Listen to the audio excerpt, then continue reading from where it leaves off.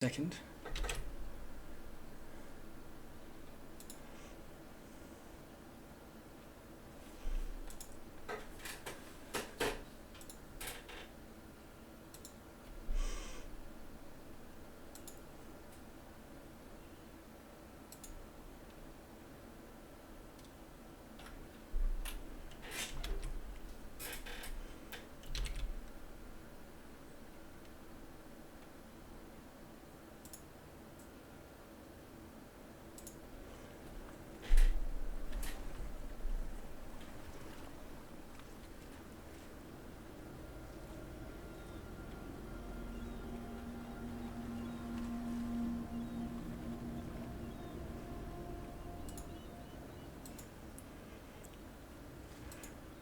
Okay, welcome everyone. We're now recording and streaming, and people can experience from the this awesome adventure which I've been hanging out to play for maybe 5 years, maybe 4 years or so. So it's great to be able to get into it. We're listening to Bleak Water Docks. I'll find something else as a bit of intro music or something, but this is thematic. We're going to be, because we're in a dockyard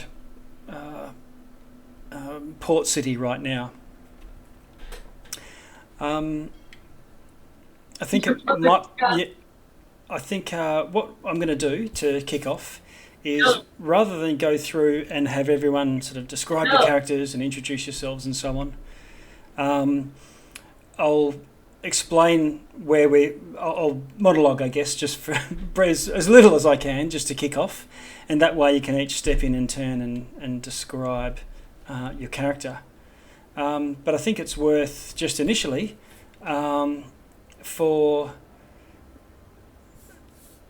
go through. I think player-wise, we've got Barbara, and you're going to be playing Riddle. Hello. Welcome. Now, for everyone else, all the other players here, most people might not know each other, but Riddle has just finished a campaign and coming into this one, so there's going to have been some time between the last series of adventures you dealt with in Cholt, and so that's a Tabaxi Warlock, and Isaac. Welcome. Hello. Hello. Yes. And so Isaac also has played 2 campaigns back to back in a run now. Also finished off the Lost City of Mesro, Tomb of Annihilation sort of add-on, but has a new character coming in, so clean slate. And we'll come to Cleon in a moment. And Duenti, is that right? The character's name? Mm-hmm. Okay, and Quill, do you care to tell us anything about yourself or your sort of D&D background or experience with this sort of Tier 4 play and whatnot? I've never played Tier 4 play. Yeah. But D&D background, a single campaign that ensued 2. But, yeah, I wouldn't consider myself an experienced, but I'm not great at it. Yeah. But I'm also Filipino. Yeah. Okay. So time zone's okay for you? What is it now? Yeah. 9 o'clock or something? It's 8 p.m. Oh, is it? Okay. Same time zone then. Mm-hmm. Okay. Well, welcome. And Kitty. Hello. Hello. Welcome. Hello. I was muted for a minute there. Sorry. Oh yeah. I thought that was just going to be a sort of like you were hanging on, letting us all wait for that dramatic pause. That's right. It's very dramatic. Yeah, I've played quite a lot of D&D. This will be my first fighter character though, which is very exciting. Top of the pops. Usually it's the other way around. I usually play like magic users or clerics, sort of generally. Yeah. Okay. Yeah. So we've got a fighter. Very different. Fighter for now. Meat and potatoes. Yeah. They can all have their flavour. You can do whatever you want with a fighter. They're very flexible. Yeah. Okay, so that's who we're starting out with for now, but there is another couple of players that we're expecting, but we'll just see, and they can come in as they arrive. We've got Roll20 up. I can see you all sort of sitting in a bar right now, but this is... I'm just going to work this out here. We've got Duenti and Cleon, and Riddle and Ashtar. Right, okay. So, a little bit of background is Duenti and Cleon. You're arriving in this coastal city looking for both these active members of the Order of the Watch, a group who hunt aberrations, abominations, major undead, basically serious pest control, cultists, that sort of thing.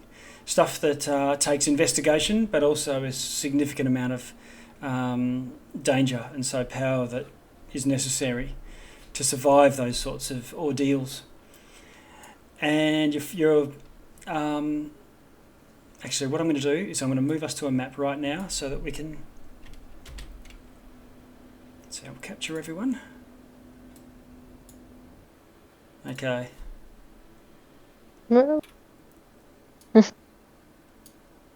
Cool. Okay, now Quill. I'm just going to move... So not Quill. Hello. Sir Lotto. Ah, hello. 21, 2, 3, 4. Great.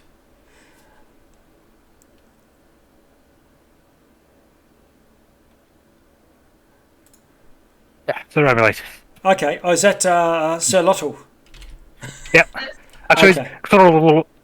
Welcome. yeah. We've only just started, and I've just switched to the map where I'm going to do a bit of an introduction. Okay. Loading on Roll20 right now. Ah, no problem. You'll hear everything going on in any case. Let's see. Right. Okay, so let's... easiest way is for me to describe the scene. If you can imagine an albatross, a large seabird, just with its wings straight out, and it's soaring. It's a bit buffeted by a storm that might be brewing. There's a light rain, but it's well used to that, being crossing a whole oceans. And it's a darkish sky, sort of like a late afternoon, heavy clouds, but they're high overhead. And as the camera sort of pans behind this albatross as it sails in, you can see a large medieval city on the coast that this albatross is going towards. Now, if we imagine the camera sort of panning in closer to this city, we see within the docks of this area two figures cautiously walking down an alleyway. As we pan, they look to each other, and they hear these loud explosions in the distance. Cleon, you look to your companion and see a bit of movement off to the right, and you find yourself looking into a darkened window where your reflection, you see yourself. Just so that everyone else can get a bit of an idea, what do you see in that reflection? How would you look to others?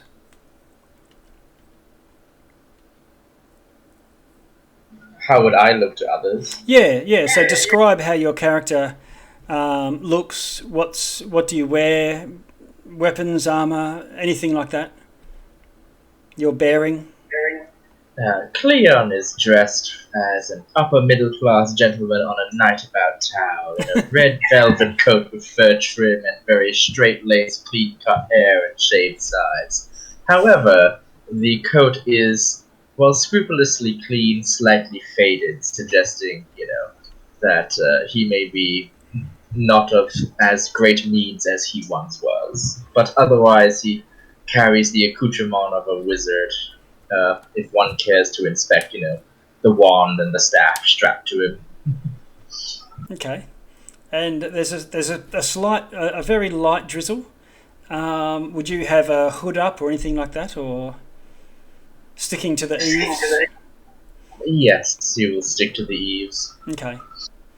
And looking across to your side there, you're walking in step with a travelling companion of yours, another member of the Illuminated, a group pursuing knowledge and devoted to the maintenance of stability across the civilized realms. This travelling companion of yours looks very much unlike yourself. And Duenti, would you be able to describe what Cleon would see as he looks to his left and sees you, to his right and sees you? Yeah, sure. He sees a turtle, a little skinnier than average, wearing repurposed sort of, repurposed scholarly wear that's been, retrofitted for a turtle body. A little bag, carrying a staff capped with a candle, a flickering candle. They're sort of just staring up at the clouds above, letting the drizzle sort of rain down on them, feeling calm.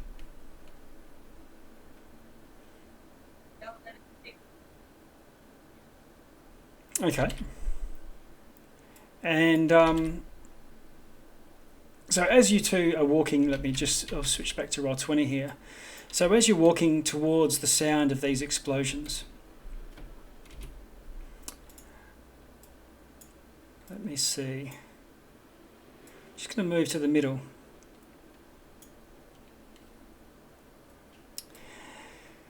You gaze upon a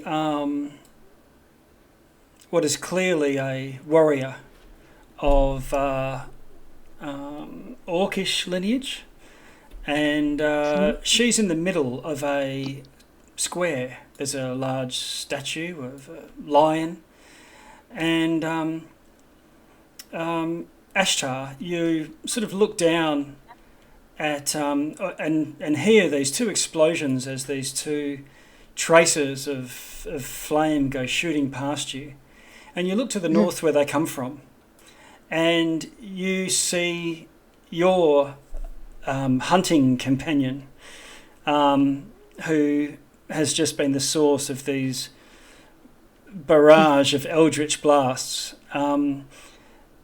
A pale-furred catfolk.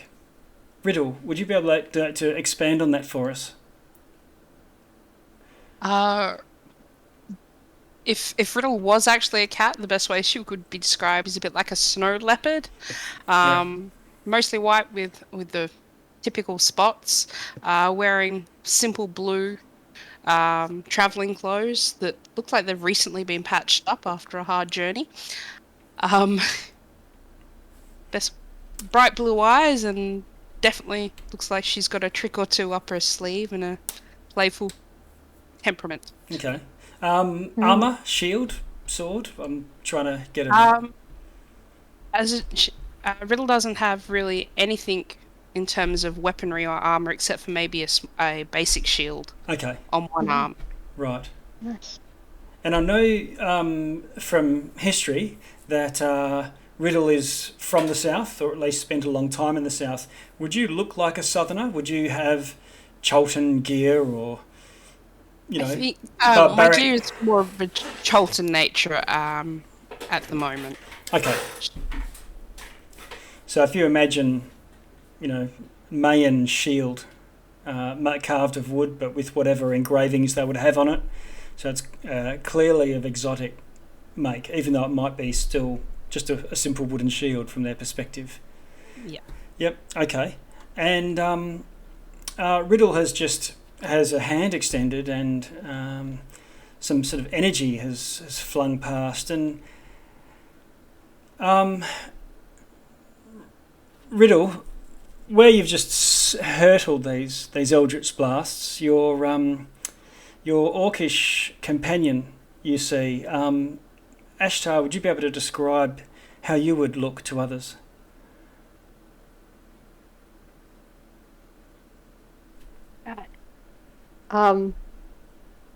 Yeah. Okay. So Ashtar is a large, about 7 foot tall, broad, muscly, orcish, but Yep. not like still has some gracile features to her. Okay. Definitely kind of a little bit like of a stocky strong, not necessarily the gym junkie Right. cut abs kind of thing. No. She's not that you can see her abs, but definitely that working strength, functional fitness kind of strong woman. Okay. She holds herself very upright. She's got broad shoulders, but she holds them sort of chest out and holds her head high. She's not. She walks tall. Yeah, she walks tall. She's wearing plate mail, but it's not super shiny. Like she's kind of got some kind of residue that dulls it down a bit on there. That's it's not a shining knight kind of plate mail. Okay. But not coloured. Still, this just kind of like a dull grey. Okay. On top of that, she's got a sort of very, very rudimentary, rough spun grey cloak, but it's not.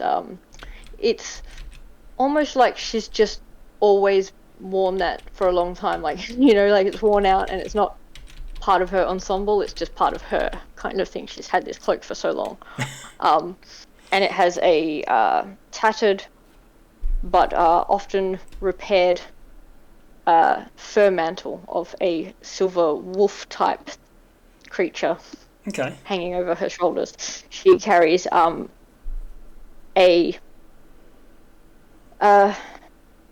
she has a longbow, but it's in a wrapped case, unstrung, just like, so it looks just kind of like a stick on her back. Yep. In a wrap, so it's not strung like ready to go. And on her hip, she has a little sort of throwing hatchet, and the most, I think, noticeable of her weapons, though, is the great sword she carries, which is a very brutal, functional, not pretty great sword. Just like, I don't know if you know what a mesa is. Imagine kind of like that, but big. Okay. Not Final Fantasy big. Right. Yeah, but it's a decent-sized double-handed sword. Yeah. So when you say great sword, it can only be used in two hands? Yeah. Yeah. So I will often say longsword by mistake because I'm thinking of actual longswords, not D&D longswords. Yeah. So if I do say longsword, what I mean is generally actually the two-handed. That's what you have. Okay. Great. Yeah. So it's a great sword. A big fuck off sword. All right. Yeah. Now at this point, you've got your left hand on the sword and it's point down, as if sort of not resting, but just out of the way, or maybe you're holding the sword in one hand with your hand right up near the hilt, so there's like 1.5 foot of handle poking out down the other end, and you hear a grunt, and you look across and you can see your second travelling companion wrestling with trying to pull a longsword out of the torso of someone he's just killed. And this is Sir Lottle. Sir Lottle, could you describe how you look, please? Yes. So, Sir Otto is, it might be a bit awkward for some people in the party, but he's sporting a giant swamp turtle shell as a shield. It has a kind of a primitive, primordial runes carved into it. If anyone is sensitive to such a thing, they might pick up a little bit of magic aura from it. Okay. He's sporting a plate mail that's actually composed of like 3 different armors, stitched together by bone pins and some straps, purely holding on faith and some rudimentary repairs. The armor's coming from like 3 different species and 3 different epochs. Similarly, his scimitar looks like it's from at least 200 years ago, but it was carefully scraped of any rust. The only new element of it on it would be a bone and wood handle. And if you're familiar with Pokemons, this sort of helmet is wearing like a skull of a bigger lizard kind of animal, like a Cubone. And one of his eyes is looking in all directions, while others focused on the, I assume it's a corpse underneath his feet.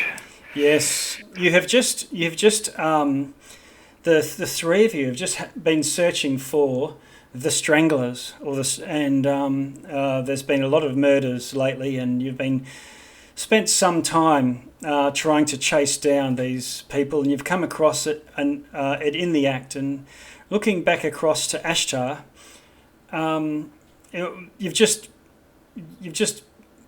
sent your scimitar. Usually it's a slashing weapon, but in this case it's sort of circled straight up through the torso of this human. Looks like a fairly common, nondescript civilian, but was attempting to choke the life out of another citizen. Ashtar, you hear and you look from your hand that's holding the greatsword. Cast your gaze back across Riddle and Solotl and look at your other hand, which is outstretched, and looking along these steel rippled muscled arm, the sinewy forearm ending at a hand that is like a talon gripped around the neck of a civilian who's held and pinned against this statue. Their eyes are rolling back in their head, and you would be worried that they might be trying to grasp your own hand or push your face away. But these two, looking at the shoulders of this civilian, they're just bloody stumps, and two eldritch blasts have only just moments ago come sailed past you and poof, poof, blown the guy's arms off. And you can see you're just holding him there while the last of their life leaves them. You've finally caught up with these nefarious characters the three of you have been hunting for so long. So back to Cleon and Duenti. This is the scene where you find yourselves entering, and you're pretty clear that it's very obvious that the catfolk, the lizard folk, and the orc, I'm saying the orc, but you know what I mean, the half orc, really stand out as a trio. And at this point, I'd like you all, because this is how we roll, to put yourselves in the initiative order. I've called up what we do as a convention is put yourselves in the way you do by clicking on your token and then doing initiative in Roll20. And if it works and you're in. If it doesn't work, just do it again until it works, so we don't take the first roll that we might or might not see. Just do it until you get it in there. Where? I'm just getting rid of some past ones. Okay.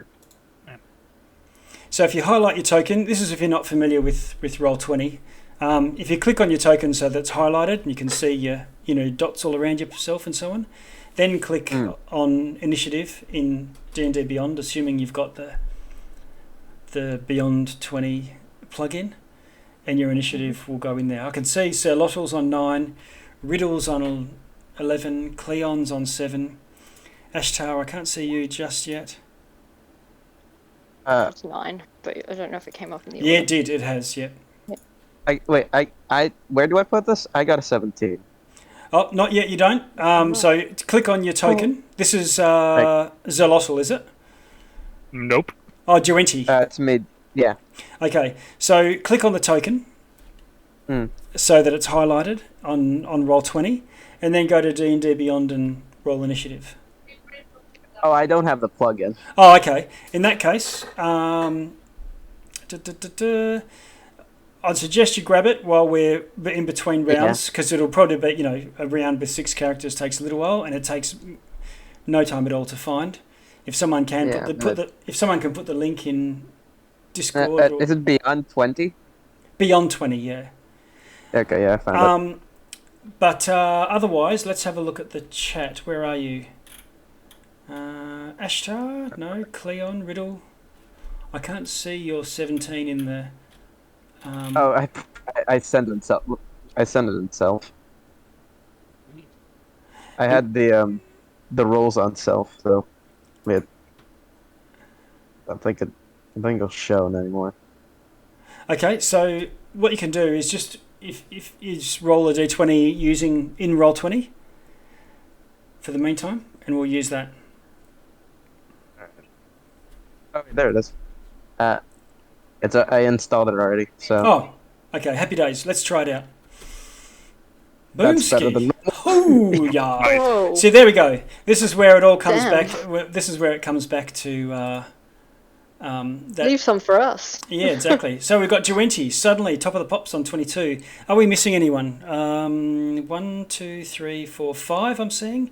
No problem. I haven't rolled anything. Oh, okay. Lucky. That was just a raw roll of 18 for me, so I'm just checking something. Okay. Not that it's going to matter. I think they're just going to be after Duenti. So, Duenti, this is what you see. What do you want to do? But first off, could I read like what exactly is happening? Well, exactly what I just described. It looks like there's been a fight. You've heard an explosion. You've walked down an alley with your pal Cleon, and you see the three characters, the heroes presumably, which you're looking for, the half-orc, the lizard folk, and the tabaxi, and you know that they're monster hunters, and they're fighting a bunch of commoners. It seems. It looks like Sir Lottel and Ashtar have just issued a coup de grace to two of them. There's a couple of commoners laying on the ground, sort of coughing and spluttering, and another slumped commoner, sort of sitting with their head lolled to one side next to the statue. Okay, do I get a sense that okay, could I make an insight check to see if who can I get a sense of who started this fight and why Yeah. are they fighting at Okay, all? that can be your action. Yeah, and I wasn't expecting everyone to just leap into action now because it's not like there's necessarily anything to do. But yeah, sure. Yeah. Do a insight for me. I look very shiny and good. I'm heroic. That is an I see him 18. looking at me, assessing me, and I'm like, I'm the hero. I'm the hero here. What are you talking about? Okay, so this is Love being a skill monkey. this is Quill, right? Yeah. Yep. Okay. Now, I rolled an 18. okay. So what I'm going to do is I've got a separate voice channel called the Cone of Silence, which I'll drag you into, the two of us, and I'll tell you all about it. All right. Back in a second, everyone. Okay, Duenti, you're fairly certain that there's been three groups here. Some commoners were probably fighting other commoners, and these three heroes have probably stepped in to sort it out. Okay. Right? Okay. So I probably didn't need to step in a secret chamber for that, but it's not like everyone else can necessarily know whether you actually know who the good guys are and who aren't here. all right. So basically, they've stepped into a fight, and it went badly. Well, it seems like they've won. I mean, it went badly for the commoners. Oh yeah, true. Yeah. Okay. All right, I'm going to move us back. All right. Okay, everyone, I'll try and do that sparingly, but one of the benefits of Discord is it's much easier to do that sort of thing if you're explaining something that others might not be aware of. Okay, so you've done your insight check. Do you want to move anywhere? You've still got movement. Yeah, I'm gonna move to one of the spluttering commoners on the ground. 1, 2, 3, 4. Yep, so you can get over to the far south one. Yeah. Okay, wait. Second. Or the spluttering one is right next to Ashtar. There you go. Yep. Okay. Yeah. I'm gonna check on him. Okay. All right. He so he looks a little injured. He's got bruises around his neck. Looks like he has been fighting for breath, but otherwise seems okay. No significant wounds or anything like that. But I turned to the half-orc. Is this one how do I word this? You've only got 6 seconds, so you can shout with a free action a short phrase or something and get a short answer back.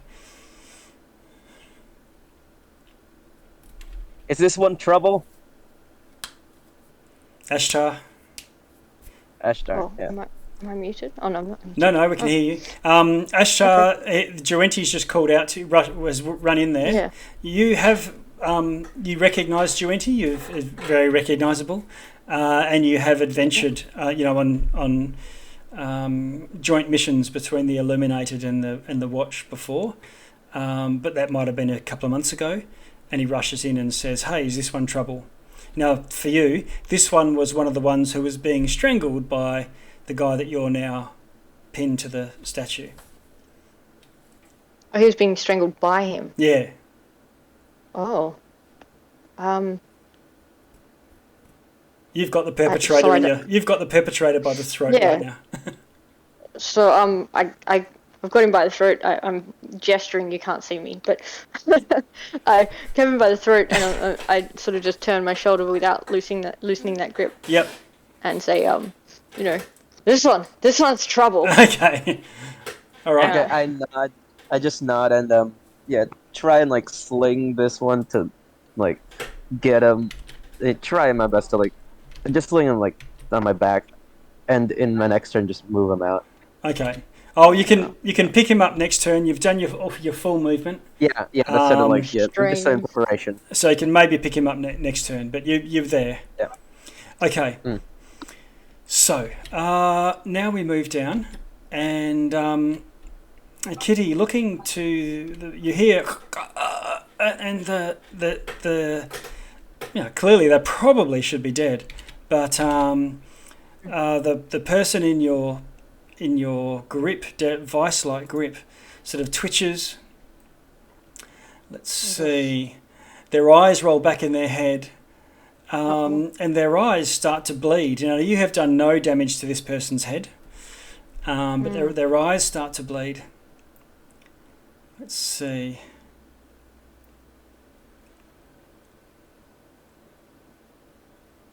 Some kind of blood magic or possession. Don't like it. Quick. It's not my turn, I know, but... Okay.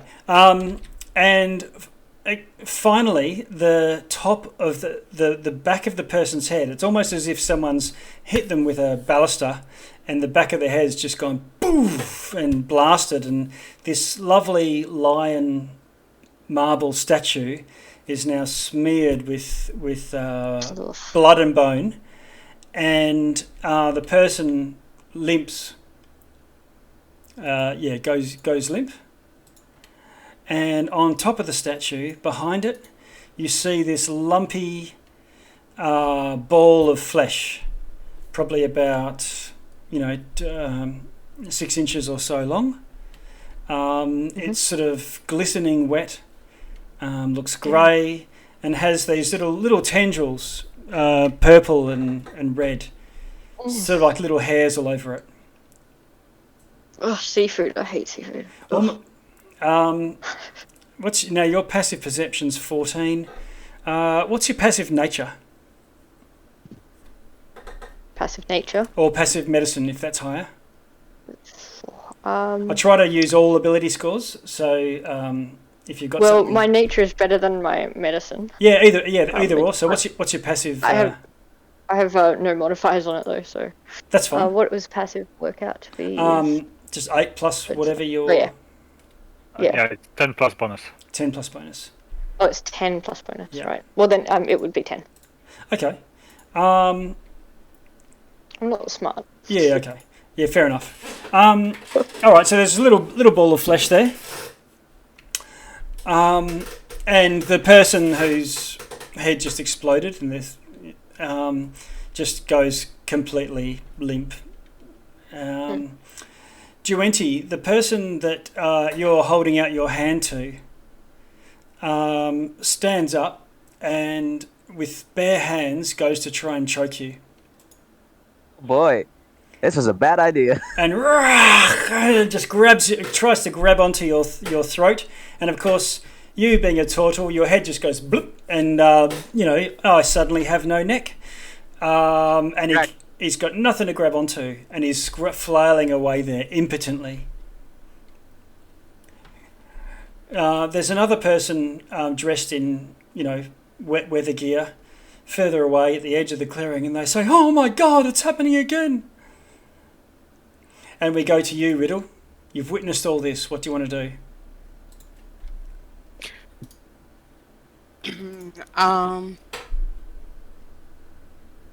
I am going to see the thing on top of the statue and go, "Ew!" Oh, sorry, Riddle. Just before I go in, No. what's your passive perception? I just want to put that into your name so I can see it. Sorry, yeah, 16. Ooh, happy days. Okay, so that's good enough for you to notice. Sir Lottle didn't, but something similar happened to the guy that's dead that Sir Lottle just pulled his sword out of. And let's see. And you see another one of these little lumps of flesh right next to the corpse that Sir Lottle's just drew his scimitar from. Hello. I am going to... Yeah. Ew, I hate crawly things, and I'm just going to throw an Eldritch Blast straight at the nearest crawly thing. Okay, all right. So the one closest to you is the one that just next to Sir Lottle. Yep. Roll to hit. Do I just quickly have my braces been affected yet? No. Excellent. They're fully operational braces. Beautiful. Then I will throw off 2 Eldritch Blasts. Okay. Armor class 30 is a hit, and armor class 12 is a miss. Yeah. So that's... Now these are all. When you throw these, I think that you fling them. I thought you had 3. Oh yeah, it's 3 per turn. Sorry. Yeah. So you just have to declare your target. So you got a third one. Do you want? For now, you can still send the third one into the same creature if you want. The same creature. So Okay. This is my first Eldritch Blast. Yeah. Sorry. Okay. It's been so long. It's alright, I missed on that one too. Oh no, 2 natural ones. Working it out of your system. You've got to get the kinks out. It's been 6 months. Okay. Absolutely. What does that first Eldritch Blast do, though, however?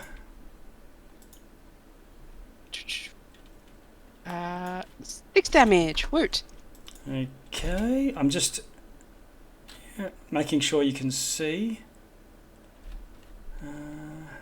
Can you see a health bar there? Yes. Great. So minus, what is it, 6? 6. Okay. So you can see the health bar dropping. Yep. All right. So it doesn't die, but it's and now that you can see that it the 2 that missed sort of sail and hit the statue, and this thing sort of from your perspective, it seems to sort of levitate or lift off the ground, but you're perceptive enough, to use a keyword, to see that it's not levitating. It's got 4 little legs lifting it off the ground, and there's these little purple and red hairy tendrils are actually like veins. Ah. Can I set off another Eldritch Blast at it? Yes. More grossed out. Okay.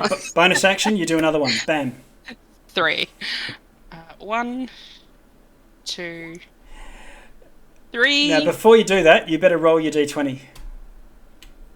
Oh yeah, Okay. twice. So, Sir Lottle and Ashtar, you've travelled a bit with Riddle, and she's a little bit unstable, and she can overclock her Eldritch Blasts, but there's a chance of a Wild Surge every time. Nice. What about that? Okay. So First time I've got to use it. I rolled a... Oh, wait, no, that's just first level spells, sorry. Eldritch Blast, cantrip. Yeah, the Wild Surge is first level or higher. Oh, I see. Okay, so fling Yep. your Eldritch Blast. Away you go. How'd you go? So, yep. 29, 17, 19. Okay, all three hit. Better. 1, 2, 3. So that's a 9, 7, and a 4 damage. So what's that? 11, 20 damage. Ooh, 20 damage is enough to... You nail it straight through, and the first one plows straight into the middle, and the second two plow straight into the other out of the end, and it flops down dead. I'm going to say aim for the creepy crawlies. Okay. All right. Yeah, you can yell out something. And we moved. Do you want to move? Do any movement before we move on? Oh, no, I'm comfortable back here. Okay. Ashtar. Yeah. Yeah. So the one I was holding, I thought that was this guy here. Yes. Is that yeah? Yeah. And his head exploded. Yes. So I'm just gonna drop the corpse. No problem. Yeah. So these guys are not really trouble, but something gross is happening. Are these weird tentacle things like still doing anything, or moving? Yeah, or... looking at it, it's like like Thing from Addams Family, the hand that runs around. Oh yeah. Standing up on its fingers. Well, this lump of flesh is got 4 legs, and it seems to be looking at you, although it doesn't have any eyes. Right. Yeah, but you can tell. Yeah. Body language is how you mostly communicate. Exactly. Anyway. I want to okay, just getting an idea of scale size. This thing's pretty big, or like a little small, gross. 6 inches across. I want to know whether to I can just stomp it, or whether I need to actually. Oh, it's high up on the statue in any case, but there's a picture of it in the chat. Well, right. Roll 20 chat. So, yeah. Yeah. Okay. Ew. Right. Yeah. I guess. Can I reach it if I swipe at it with something? Not from where you are. It's about 10 feet away. You'd have to step in, but you could reach it if you got close up to the statue. Yeah. It's not too high up. I guess is what I mean. No. You can reach it. I want to try and get this thing is gross, and obviously a symbol of something that is unnatural. So I want to. Yeah. I can move my own token, can I? Yeah. You should be I want able to take a step in, and with the sword that is already in my hand, I want to try and swipe this thing and not hit the statue if I can. But, all right. More importantly, I want to kill this thing. Roll to hit. Yeah. Sweet. If I... How'd you go? Call out your numbers too, because I'm not always have an eye on the chat. Both? Yeah. So I hit I got 18. 18 hits. Oh, sorry. Yep. And so that's 13 damage. Okay. And 4 necrotic. Okay, it takes the necrotic as well. Ooh, nice. Okay, so it's got this big slash across it. You give it a lobotomy, but it still leaps back out of reach and is not dead yet. Alright. Do I still get as the fighter? Do I still get the 2 more attacks? Yeah, definitely. Yeah, can I just whack this thing as many times? It's not moved. No. You can fully unload. It's still there.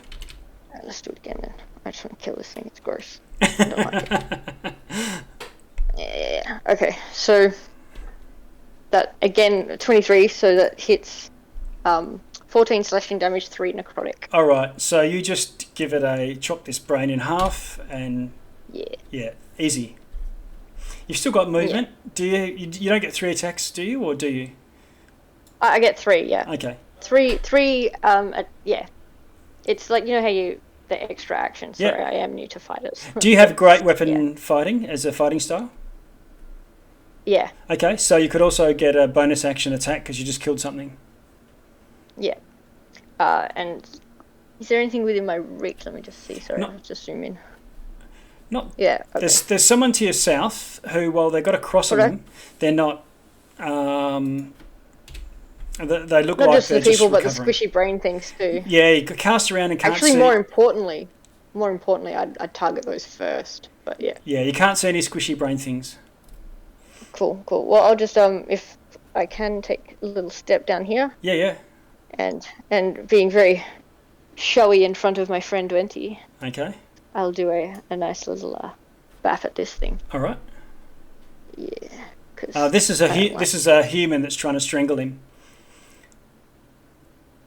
Yeah, I feel like they're all part of the same malicious group, though, right? Yeah. Surely. I mean, surely. he's gonna turn into. Well, I mean, what is his response when I like go and up to him? Like I look like I've got death on my mind. He looks crazed. I'm not subtle. You're his enemy. Can I do something like a non-lethal strike? Sure, you can. So that if it definitely. kills him, it doesn't kill him necessarily. In an attempt to not like produce these weird, gross things. Sure. And to not actually kill him. Flutter your blade. Maybe we can get. Yeah, we can maybe or just with the pommel just slam straight into the. Oh god, that would be gross and kill him anyway. Anyway. Okay, go for it. Roll to hit. Non-lethal. We know what you mean. I'm rambling. Oh, okay. Great sort of wounding. You're going to have to give this thing a name, by the way. We need to call. Surely a sword like that should have a name. Armor class 20 hits. It's gotta have a name. 19 damage. And his eyes roll back in his head. He drops to the ground.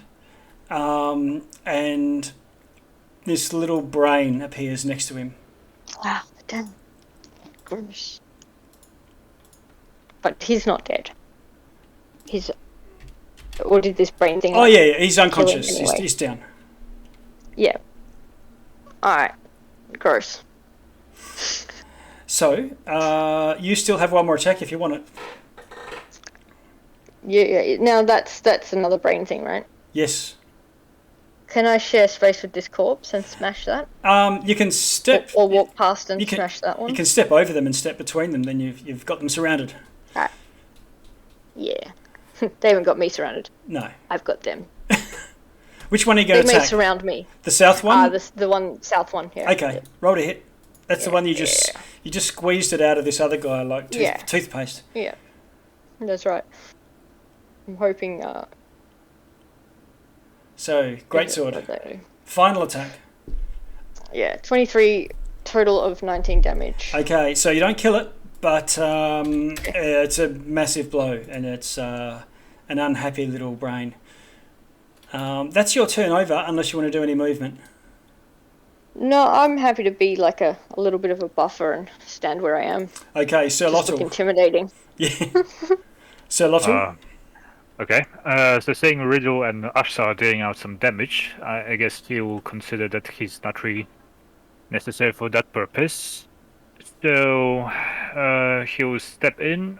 1, 2, and then a question. I'm not really sure why my walking speed says 20 feet on my D&D Beyond. Yep. No idea. I mean, it should be 30, but that's fine. Let's just make it 30, and we can look up why it would be 20. 4, 5, and 6. Okay. So from that position, I guess he'll try to cast Detect Good and Evil. Okay. Let me find the spell.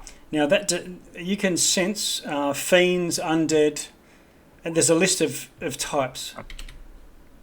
Aberrations, the Fae, Celestial, Fiend, Undead. Okay, there's an aberration 10 feet away from you. Mm-hmm. I'm gonna put a Scully token on it. There's another one that is almost dead, that Asher is fighting. And there are 2 humans further away from you at the edge. And one of those is an aberration as well. One. Oh, good. Which one? Bring it all down and kill them all. Okay. So I'm glad I did that, and for Soroto, I'm gonna try to do a voice. If it's like not really understandable or annoying, just let me know. I'll stop. Okay. He's gonna say when he speaks, he clearly has hard time remembering common words, and even harder time putting them through his lizard voice box. So he will say, "Things that corrupt. One infesting this one," and he will point towards him, raising his shield. And I believe that's the turn. All right, good one. Okay, so you hear the warning called out by Sir Lottle. Cleon. This all looks like a bit of wet work to you. I have a passive investigation of 20. I don't know if that helps. Yeah, well you can. It's what do you want to do? You can see the brain thing that Ash is fighting. Yeah. You can't see the one that is over next to Sir Lottle because it's so tiny, and it's hunkering down by the statue. But you also know that the human that is marked as an aberration was sort of pointed out and fingered by Sir Lottle. I declare thee anathema, in his lizard man voice. Now, from what came before, does it look like these aberrations can be removed without killing the host, or no, that's impossible? You are not sure. This is grisly work, and actually, yeah, you do know because the one that Duenti was being attacked by just got knocked out, and when he got knocked out, the brain appeared next to him on the floor. But did the man die, or is he still alive? Oh, you're not sure, but because he's knocked out. So unless you go and do a medicine check, you can't tell from this distance whether he's dead or not. Ashtar may have over-pummeled. Who knows? Look, I'm not so good at the medicine. I'm good at the killing, not the healing. Yeah. If I step forward 15 feet, can I see the one by the statue? Yes, you can. I will take note of that and cast polymorph on it. Oh, okay. And what are you going to polymorph it into? A tortoise. Okay. What's it save? What is it doing? I go Pace Duenti, and then I zap the thing. Okay. What's it save? What is it saving against?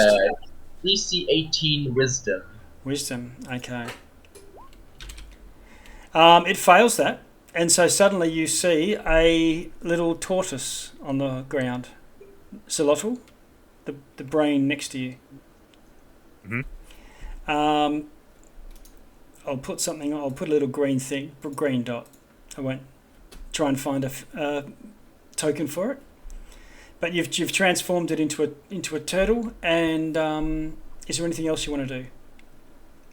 I just say, don't hit that one. We can study it. Okay. All right. Just like in Aliens. Your turn there, Duenti. Sort of going back. We can study it when it's dead. I move down and just arm my staff pointed at the brain, and I'm gonna cast Eldritch Blast.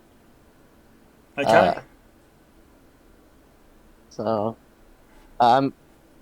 Would I know that that Zir's pointing, like Zir's what's the column is? He identified the human who he said was this one that I'm pinging over here. Yeah. You would know that he pointed to him and say that's an aberration too. Okay. Yep. Yeah. Would I be able to shoot both of them from here? Or? Yes, you can. Assuming it's within range. When Eldritch Blast, Magic Missile, Aganazar Scorcher, all that sort of stuff, it's simultaneous. So you just have to say how many you're putting onto who.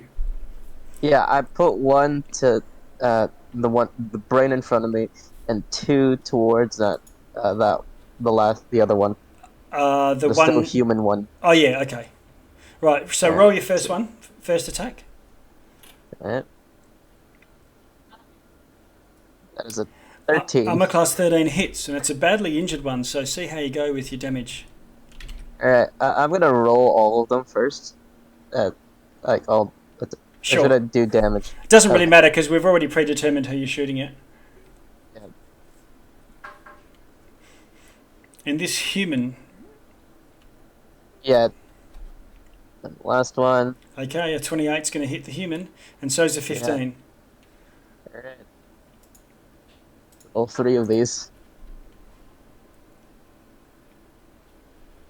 So 1, Okay. 4, and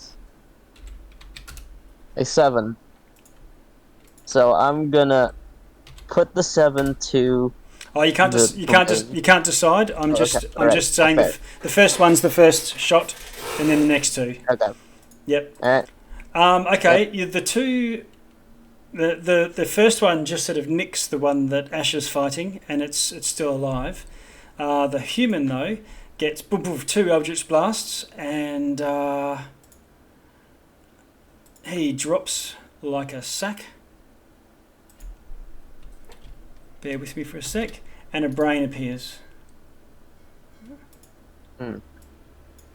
next to him. Ah. Oh. Well done. Have you got anything else that you want to do? You've done your action and no movement yet. If you want to do any more movement. Well, I've done like one bit of movement, but yeah, I'm just gonna stay here. Okay. Be wary. All right. Okay.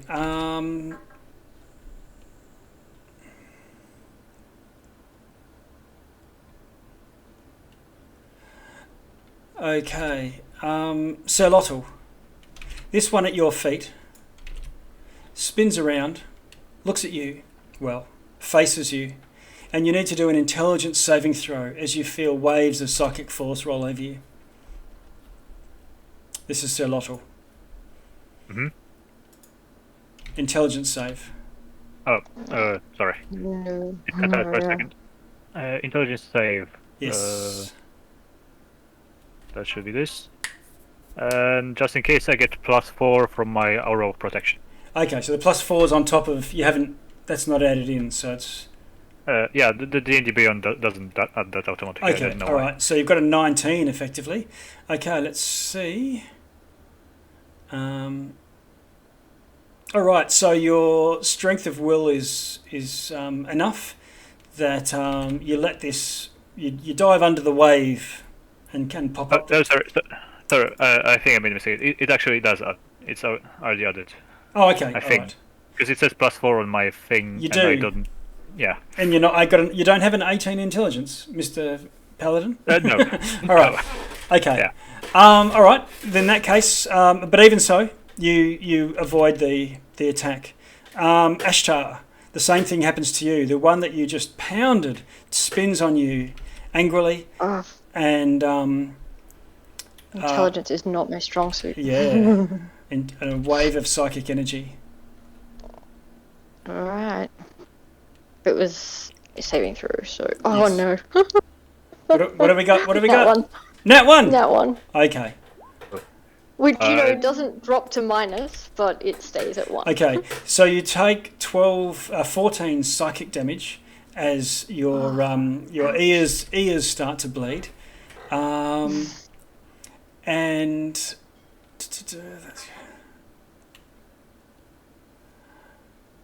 okay. And what is your intelligence? My intelligence score Yeah. is 10. Okay, here we go. This is important. Okay, so for everyone else watching poor Ashtar, go slack-jawed, drop her sword, and just look down at this thing. Oh no. You know that's 5 push-ups. Okay, and let's see. This other one on the far side, away from Sir Lottle, it runs like a cat. They've got fairly decent claws, and it runs straight up the wall and onto the roof, and it's standing on the roof looking down. You can still see it, but it's way out of reach, probably 12, 13 feet away. But it sort of peers over the edge looking down at this other human, and that other human also goes completely slack-jawed, similar to Ashtar. And you all see this happen. And let's see, I've done Duenti, done them. Riddle. You're way out of this to the north. It's probably a little bit hard for you to see what's going on here. You do see Ashtar just go limp, standing there. I think I've got an average of 124 foot sight, so I'm pretty sharp-eyed. Oh yeah. I am going to use pretty much all my 30 foot of movement Okay. and go You could be in line with the statue if you wanted to. 3, 5, 6, I believe. Yes. Yep. That's right. And I am going to aim straight for the one I'm assuming I saw run onto the roof. Yes. You can see it. And I'm going to scream, "Burn it with fire!" Okay. Hit it from space. And To be sure. and I'm going to Fortunately, cast. I don't have fire spells. Yeah. Go for it. I'm going to hit it with firebolt. So, Oh, okay. Roll to hit. and I'll do that twice. 14 I'm a to hit. class 14 hits. Beautiful. I'll throw the second spell as well for my bonus action. I'll do them at the same time. Okay. 26. Yep, 26 To hit? hits as well. 2 firebolts come sailing in. Boom, boom. And so that is 18 damage and 8 damage. All right. So the first one cooks it, 26. and the second one just basically turns it completely crispy. It's fire damage, so and it sort of drops, and it's this burnt out husk on the ground. Yeah. We eat tonight. Okay. Like creepy crawlies. So that's Riddle. Jerky. Now Ashtar, where are we with you? Am I in control of my faculties or conscious? You are conscious, but actually, let's go into the cone of silence. Ooh, hold on one sec. I mean, it's, Mystery. Okay, can you hear me? Okay.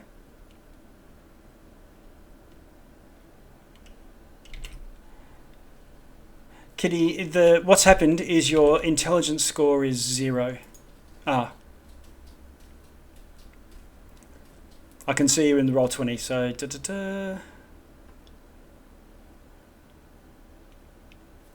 was 904. Oh yeah.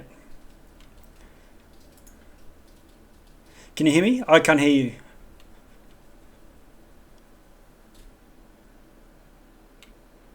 All right, I'm moving us back. I'll come and explain when you're back in business. Hello? I've lost Kitty somehow, but maybe she can hear me. I'm not sure. But it's sort of a moot point. I was just wanted to explain what was going on. It's good to know, even if you can't do anything. But Ashtar just sits there staring. Sir Lottle, what do you want to do? I guess because he's kind of his whole deal is fighting off kind of creatures. Would he be able to recognize what's happened to Ashta? Or is that like a whole action? Or well, you just felt a psychic attack, so it would be fair to assume that she might have succumbed to the same thing. Yeah, I mean, would he?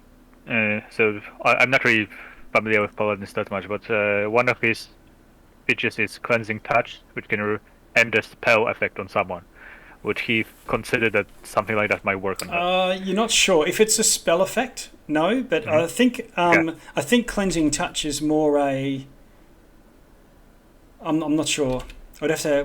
It says as an action you can end a spell effect on yourself or one willing creature. Okay. Or so something like that. So it's it's not a spell. Like the thing didn't. It's natively looks like a brain is in doing intelligence psychic stuff. It doesn't feel like it was you were being affected by a spell. Okay. Then the other Helmer, he will walk in and I guess cast Lesser Restoration. Okay. Let me find it. There you go. Yeah, touch creature, one condition.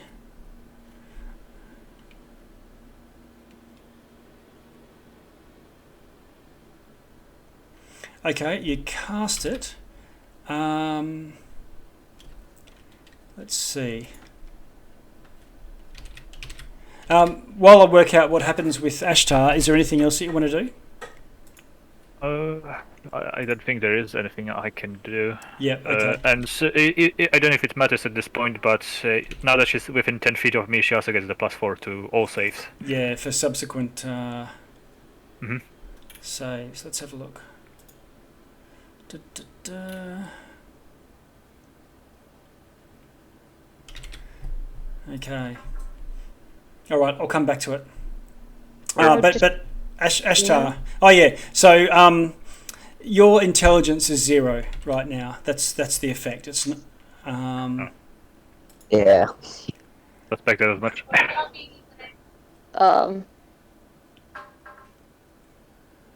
Okay. 0. Yes. Right now. For the creature, the ability underneath it, if it can be removed by something like lesser or greater restoration, it should be. Yeah, I'm just right there. I'm just checking that. Yeah. Yeah. Okay, so Ashtar, Zelotl has come over to you and tried lesser restoration, but that hasn't worked. Okay. Oh, Well, damn. And that's Zelotl having his turn. He's rushed over to you, Cleon. Let me see. Things just So took do a I turn. see? Do I still see that brain there? Oh yeah, there's 2 brains in sight. Well, one of them's a turtle, isn't there? That's Isn't it? that's true. Yep. Okay. Sometimes a brain, whether there's a church. Yeah. That will make for a good buddy cop movie. Oh, this is no, the positioning is terrible. I'm just going to is it damaged already? That other It's remaining very brain? badly injured. Last legs. Fine. I'll cast lightning bolt at it. Okay. My wand.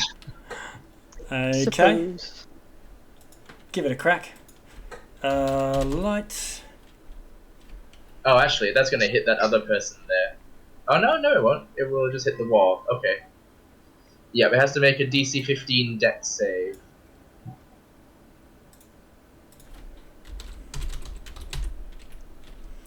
Okay, just one sec. Spells. Here we are.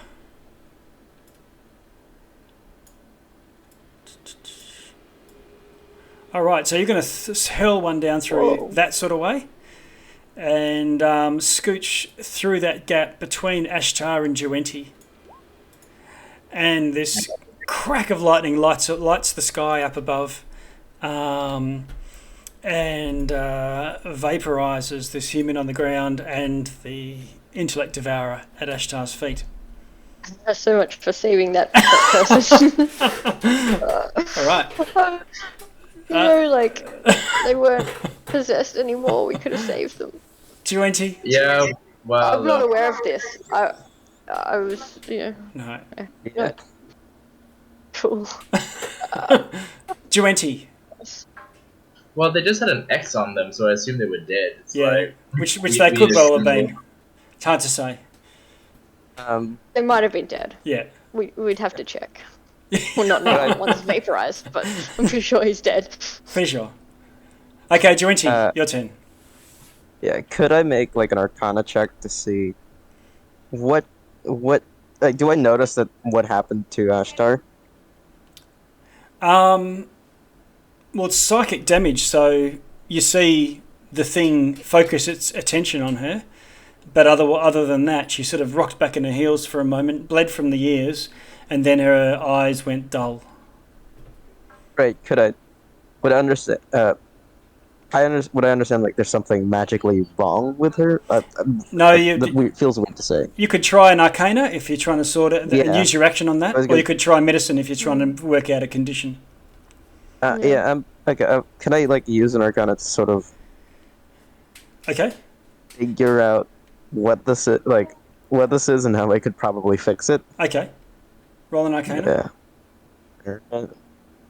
Arcana. Surprisingly, I did not spec into it.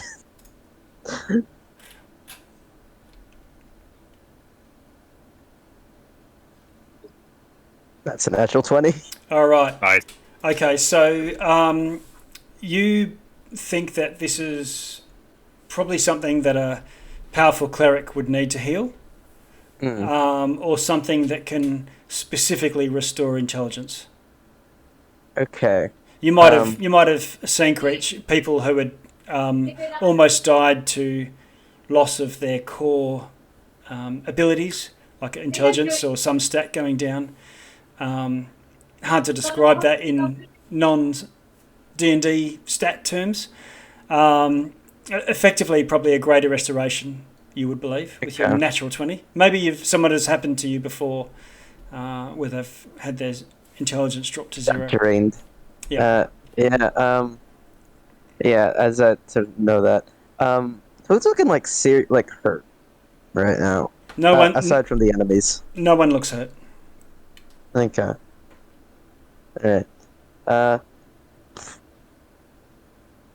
just Ashtar's taken a little, but not enough to notice the bit of blood coming out of the ear. Should I use the healing? Should I use a healing word for this? It's my really like. Healing word is just healing hit points. Yeah, I know. Like, okay. Well, for the purposes of this, we drop out of combat in any case. There are no more adversaries unless anyone wants to destroy the turtle. And there's the one that ran away, right? Actually, you know what? Actually, yeah. Speaking of turtle, I'm gonna pick that up. Okay. Don't like kick it or something, because then it will come back. Did one run away, or did someone get it? No, they got it. They got it. Okay. Yeah, I'm gonna go up to it and flip it on its back and just carry it like that, like a soup bowl. Okay. All right. So this turtle, and Cleon, I think you have to keep concentrating on this. You don't want to lose concentration. Yes, and I can only hold it in that form for an hour. Okay. So maybe find a barrel or something. We should find some chains for this thing. We should kill it. I mean, I got rope. That's it. Does anyone have a greater restoration? Nope. Not Paladin. No one was a cleric. So. No. That's fine. I wondered if the paladins were high enough level to cast. No, greater I think is 5th, and paladins don't get 5th till like level 18 or 19. Okay, all right. I can polymorph it again, if need be. Yep. I can spot Gerard Sinclair, if that will help. Okay, so you've got this turtle. Looking around, the remaining commoners have all sort of fled the scene. You've now basically, this is like the end of, the start of every James Bond movie starts with the ending of whatever the current mission is. This is what you've effectively done. In medias res, or cold open, more accurately. So you do have places safe houses that you can retreat to within the city. If you want to do that, Ashtar's still needing some attention, and you've got this turtle. You just have to decide what you're going to do with that. And just in case, Xeralto keeps the concentration on Detect Good and Evil for 10 minutes. Okay.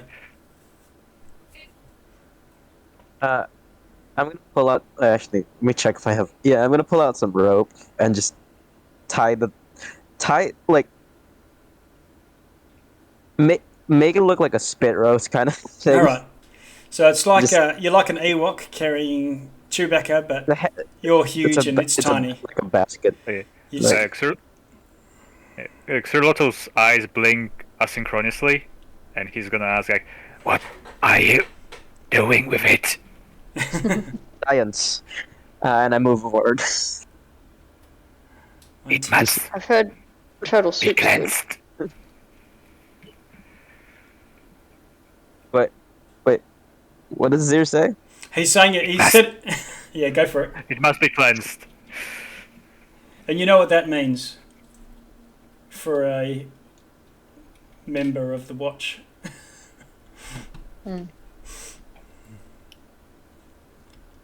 I guess he will step in slightly menacingly, not aggressively, but imposing. Riddle's just going to sidestep to the first one she killed and just surreptitiously fire off a quick fire bolt at it to make sure it's definitely dead. Yeah. Looking up close, yeah. Looking up close, they look like human-sized brains with 4 legs.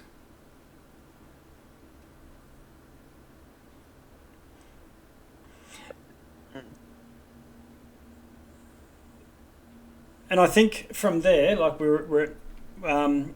let's assume that we can sort of fast travel at this point, that you resolve whatever it is that you do with this thing.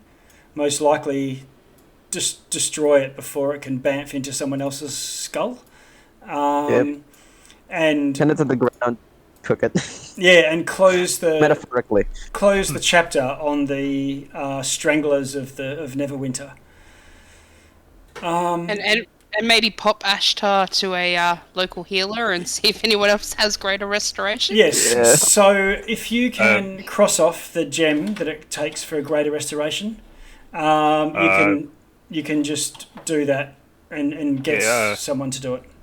Okay, I can forward it. But how much is it for greater? I don't have the spell, so I don't know. That's okay. 500 gold diamond, I think. Ooh, or was it 300? Okay. It was something like that. 300 for Raven. I can expend the money. No, I mean, I am stocked up on diamonds and stuff, so... Oh. Oh, no, never mind. Only 100 gold of diamond dust. It's That's good. Yeah, so if you just cross off 100 gold, that's going to be enough, given that you've got some influence within the city and you've just successfully, sorted out a major problem they had, which was really puzzling, because they thought they'd catch the strangler and then someone else would start doing it. Okay, I mean, just 100 gold or 100 gold worth of the diamond Just a bunch of body hoppers. Okay. Yeah, you can just cross off 100 gold. You don't need to use your... I figure we're in a city that we can easily get these components and things. Yeah, no worries. If you had a cleric in the party, of course, they would just need the dust. Now that you're buying it, it would cost more. It's not just a matter of paying the components cost. There's a list price, and clerics do this stuff for money. But given as a reward for what's just happened, Ashtar even, pretty much killed one of them herself. So, yep. As long as we're getting discounts, I guess Xerlato would also take one of the peasants that got stunned. Yes. Yes. Yeah. Okay. I'll pay for him too. Okay. All right. So 200 gold, and you're back in business. Yep. And I'm going to capture us all up. Ashtar, you can assume that you're back to full health. There's enough time passes before. Well, I have the regeneration ring, so every 10 minutes. Oh, do you? Right. Yeah. Okay. Nice. You don't even need to necessarily heal me up if I've got time and it's not a threat. Okay. So. Yeah. And you retreat back to a boarding house or tavern or hall where you can go and get a warm meal. And let's see, I'm just going to switch us back in there. I can bring in my cleric if that would be best, because I think without greater restoration, this is not going to work. Well, right now you're I do normally play clerics. Yeah. I always play the cleric in all my campaigns because no one else will. I actually really enjoy playing clerics. So. Clerics are pretty fun. Yeah, no, they're great. Well, let's stick with how we are for tonight, and then if anyone really feels like swapping characters out, we can actually do it in game, because wherever you go, there'll be other people you meet along the way. Maybe a cleric, and then you can think about it and decide. But for now, let's go. Or we could get we could get some scrolls if there's a place to buy such a scroll, like greater restoration and such. Yeah, can paladins read cleric scrolls? I guess it's a paladin spell, right? Yeah, it's on their spell list. So technically, I think I would need to do like an Arcana check or something, right? With DC 10 or some. Okay. So I'll say if you wanted to stock up on a particular set of scrolls, you could do that. We can work out prices and assume that the same place where you get it. If you wanted to buy some, you can do that, but it'll cost more than the just the component cost. So I'm guessing we can figure that like between the sessions. We can do that between games. Yep. Okay. Yeah. So, but for now, you're back in the tavern. Let's see. I'll make sure everyone's all together. This is 5 of you. Yes, and I'll leave it open to you all. Cleon and Duenti, I think you know why you're here. Wait, is this after we've screwed around with the turtle? Yeah. Yeah, I was gonna Brain say, thing? what happened to the turtle? Like, because We You made could it. just see. Been I an was hour. gonna say like Duenti is just sort of mindlessly tinkering on it as we're at the table. oh my Just- god, No, I thought we killed it. Oh, we I- did. Yeah, I'm wasn't it- just tinkering with a corpse. Oh, okay. Right. He's investigating it. Okay, but yes, it is. Yeah. It has met its demise. Yeah, Cool. I'm just. Okay, and let's see, Cleon. Do you want me to? Why are we? Okay, yeah, was this- good. Okay, is this the letter? yeah, the letter. So, Cleon, you received a letter, and it was like a magical sending, but the letter turned up in the mail. And let's have a look. I'll see if I can find it here.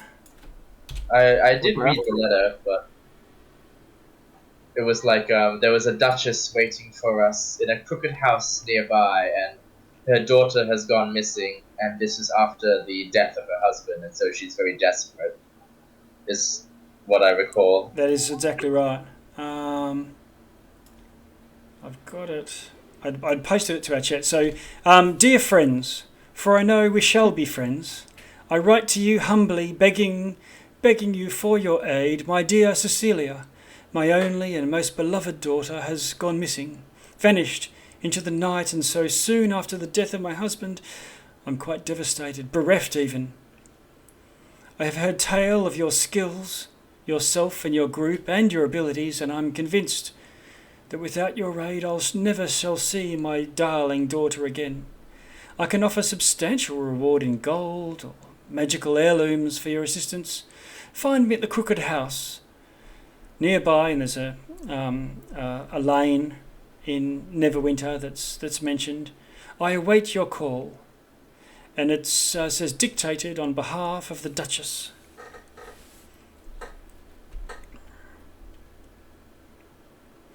And you might have,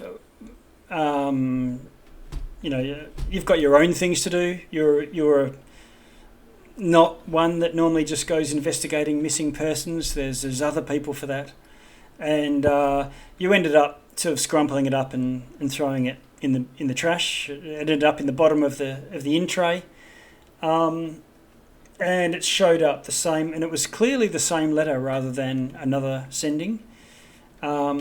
Showed up on the top of your writing desk the next day. Following a little bit of experimentation with this, even throwing it into a fire and having it burn to a crisp, the next day it would show up again. Either in your satchel, when you go to the library, and or you go down to a completely, well protected sanctum, where you might make potions or things like that, and the letter appears amongst your half finished scrolls and things. It is persistent. And consulting a friend of yours who can, I'm paraphrasing here, read the spirits, Duenti, I don't know. It's nebulous. Yeah, do something. has read it in the Sometimes stars. it's Duenti's ancestors or some other guy's ancestors. It depends. Okay, so you consulted somebody's ancestors, and this letter, and the region that it's from, is a dire portent for this region, for the people of this region. And when you do things like augury or your stuff of that nature, you might have taken it to peers within the Illuminated, and they've all advised that this is leading into is danger for anyone who follows up, but also is a threat that cannot be ignored. And that has caused both of you to be curious enough to want to go and investigate, but you are not tanks, you are not muscle, you are not necessarily you're well practiced in Easier than most parts. But having a bit of ablative armor and a decent number, so that if one person went down, it wouldn't be one person left. And that's where some travelling companions from your past you've thought you would also look up. And strange coincidence, but they're also on a mission, quashing evil, doing good deeds or whatnot in the same region. So if I move back to you, where is it? Sir Lottle. You and Riddle have both been working with Ashtar, who is a bit of a veteran in the Order of the Watch, vampire hunters and whatnot. And between the three of you, you had undertaken to go and see to this threat. Now, it wasn't just, there's murders and someone strangling people. It was something worse than that. There was corruption or aberrations, rumours of bad monsters showing up in the dark. And that's where you've come down to investigate something beyond just a simple, strangler. And here you are, the five of you find yourselves with this letter sitting unfurled on the table, held with a dagger and a wine glass, looking down on it. I'll throw it over to you guys of what you want to say. You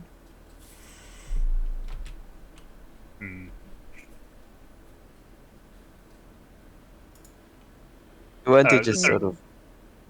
Go ahead. Go ahead. No, go ahead. I was just gonna... I just wanted to ask who was the recipient of the letter? Cleon, I believe. Cleon. Yeah, Okay. Cleon. Yeah. Duarte just sort of notices the quietness of the sort of table and looks to Cleon and gives him a glance of like, tell them what we're here for. Because Duarte does not want to talk. Yeah, Cleon? They are too busy. Would I be able to also, out of character, change my wizard school in the background? Not yet. To what? I'm thinking Evoker. I think... Okay, we'll see. Yeah, have a think about it during the week. I'm happy with any tweak, so long as it's not tuned specifically to this adventure. I'm thinking to a past adventure I ran where I said, "All right, we're going to do this blah blah blah blah blah, two shot, and everyone can and there's rumours of vampires, this, that, and the other." And everyone created a whole character, and everyone picked Sunblades. So we had about 3 or 4 Sunblades running around, and it was very easy to chop up the vampires. No, it's more like looking at all my spells. Like even with lightning bolt, there's no way I will not be able to, hit just an enemy. I feel like maybe Evoker might be the safer choice. Yeah, it hasn't been clear to anyone at this stage that you are an Abjurer. There's been no protection spells specifically, so you can do that in the background. Just so long as it's not tailored to the sorts of enemies that you're now feeling that you might face. Bear in mind that there's a big range in this, so no one's going to get... Yeah, we don't exactly know what this is going to be. No one's going to be nerfed. So, but Cleon, Joenti's looking to you. Yeah, Cleon, whilst his friend is poking around at the brain with legs, or whatever, Cleon will pull out the letter and sort of put it here on the table. And he goes, "It may interest your order to know that I have been getting this letter rather persistently for some time now. Does this Duchess or Crooked House mean anything to you? Have things gotten worse in the city if people are strangling each other in the streets?" Let's see, Ashtar and Riddle and Sir Mix-a-Lot, can you please all roll investigations for me? Oh, okay. For Third, I wanted to ask, what's a duchess? Yeah. If I can forgo the roll, I'm okay with it. Okay. 15 investigation. 10. Okay. So, between the three of you, you believe that not much about the letter specifically, but that the address is pretty much in the middle of where all of these stranglings and things, this region of unease.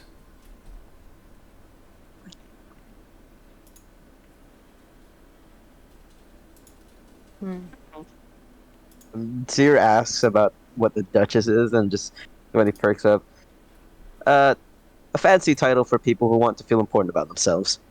Also, occasionally owns land and haunted mansions. Nobility is a strange concept. It is odd that this Duchess, the address for the Crooked House, is in a fairly run-down part of town. Sometimes people of title fall upon hard times.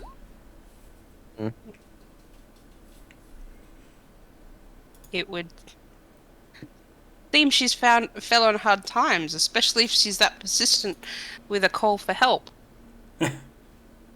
Sometimes And these for gentry, then.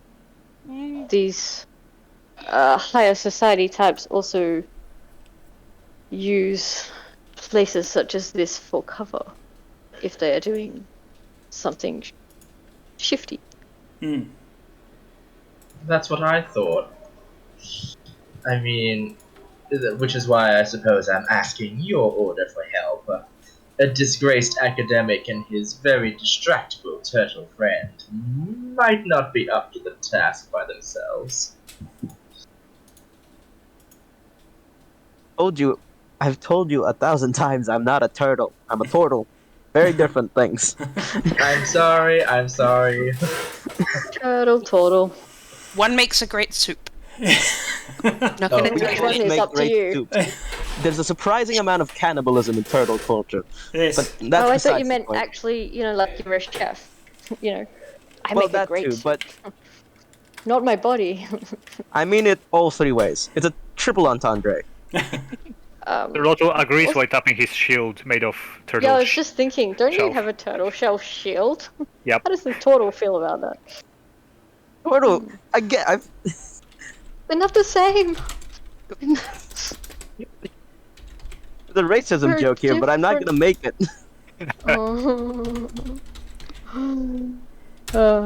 So where to from here?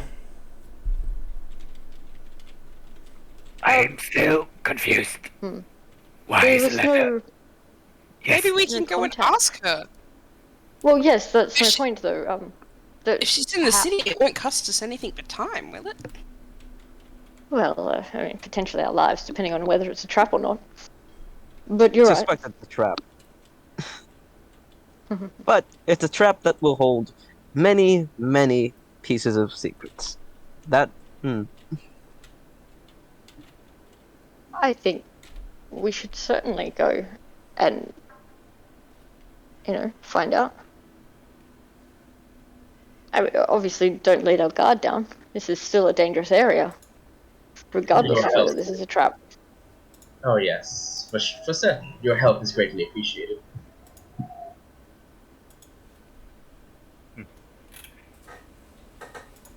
Third will just stand up and look at everyone expectantly, like thinking that they're going right now.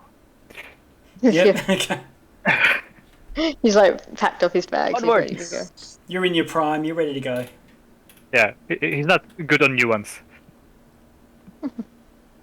There's Duente, but they're just quiet about it. Well, Do we need to rest up, or are we all right to? Do you want to make any preparations before we go? Yeah. I leave the table. Is there like a trash bin around, or at least any place where I could dump waste? Yeah, sure. Yeah, I eat the fucking turtle thing, the brain. Okay. And hike it into the bin. Hmm. Okay. It's like the basketball thing. Just and then, like- slides down the wall into the bin. And I go back to the table. All right, I think I'm ready. Right. how long has it been since the fight with those? Like, have you had a long rest or? No, you've probably had an opportunity for a short rest. So because you've headed back, you've healed up. You've spent some time arranging for Ashtar's spell to be cast, which would have been that afternoon. Let's assume that you've had a long rest and it's the next day that you're heading out. Okay. And yeah. Actually, on that note about the restoration, is there something like resources like potion scrolls or whatever that we can take with us, that even though I can't cast, that someone else can use it for me, that I'll pay for? Not all will be able, but I think 5th level scrolls are like stupid expensive. I just I guess looking for something to so assist with that. what we can do is we'll assume that you've also spent the morning arranging to buy whatever scrolls you can find of restoration, raise dead, in whatever combination, and that way you can, if you're flush with cash, you can unload some of that, and we'll work out throughout the week how many of them are available and what they'll cost and whether you can afford it, and that way you can sort of do your shopping between sessions. That's great. Okay. Yeah. All right. Yep. I have way too much money. Yeah, and you're pretty loaded. You've This is what we need it for, right? Yeah. Compensate for our inadequacies. Yeah. Yep. That's what I You got spend my deep money on in pockets. real life. Okay, so if you need to change what spells you're selecting, do so. Otherwise, I'm going to move us back into the streets. Okay, just a second. I'll check my proper spells. I'm by, so I can't change any of them. Yeah.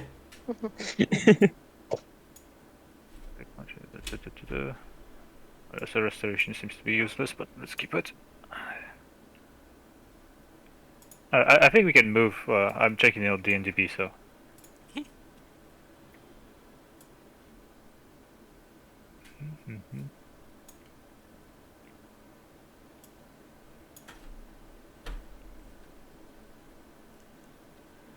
Okay.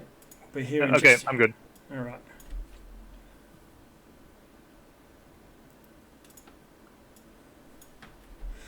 I'm just doing my own. I think I put you in on the map player, so bear with me for a second. We are now in the void. Yeah. This is just us sleeping. It's fine. Yeah. Yep. And The long rest. you have the long rest is simulated with it fading to dark, fade to grey.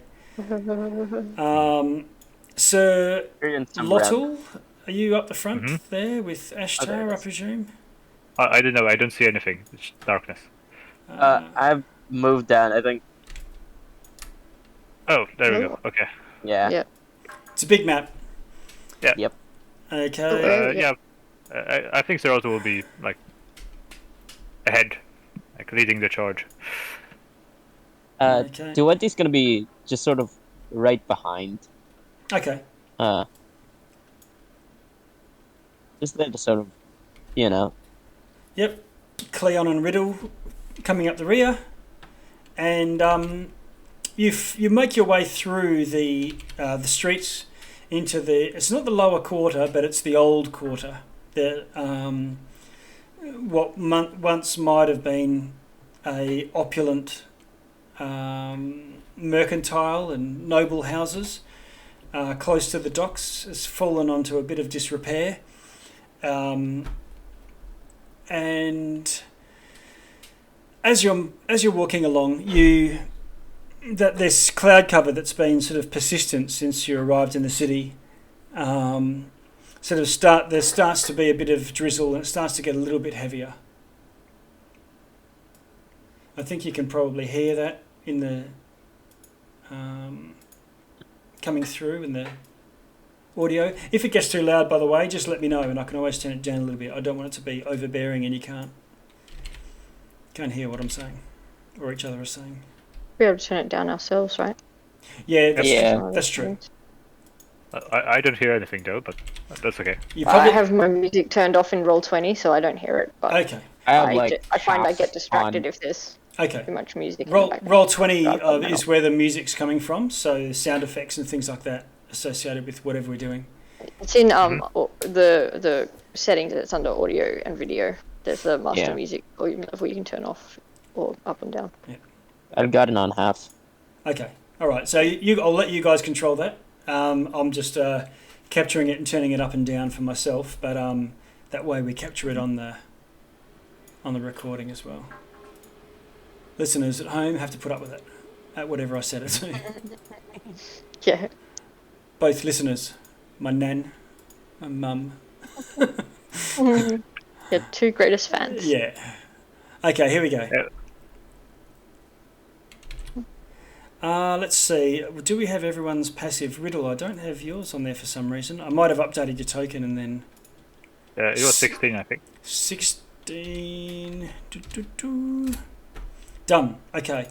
So, quite a bit of rain. It's so much so that it's running down off the roofs and sort of splattering downpipes and things off the eaves. And you approach a fairly large house. I wouldn't say mansion, but it looks like it's not only run down, but also slightly leaning. And it's not as if one part of it is leaning, it's leaning like the Leaning Tower of Pisa or anything. It's more like it's cracked and started to shift. So one room has sort of slid against another one. And it's been repaired and so on, but it's a bit of a hodgepodge. And riddle, you know how if you're doing tie-dyeing or you see people who put those ink or painting floating on water, and then you dip something in it and it picks it up. Well, it's as if you see an oil slick just sort of going over the cobblestones and around and finding its way. It's a little bit of an oily pattern. But what strikes you is it keeps its shape, it keeps its form, and it's a letter. A letter? Yeah, like an elaborate, old-timey Elizabethan L, capital L. Interesting. And it just goes, just like people might put a leaf, the kids might put a leaf in a stream, being that it seems to just be like a scum or an oil just on the surface of the water that's flowing down the street, trickling into the gutter, and it sort of starts to go, and it's going where the water goes. It's flowing naturally, and it goes along a little bit and eventually slips into a gutter and off and away. It's coming from the direction that you're walking. From where we've been? No, it's coming from the direction where you are walking now. Okay. The door, you mean? You all walk past this letter as it sails on. You're the last one in the queue, but you spotted it. And That's something you don't see every day, and I'm just going to kind of point at it. Okay. Yep. Pretty patterns. Yeah. I took the L.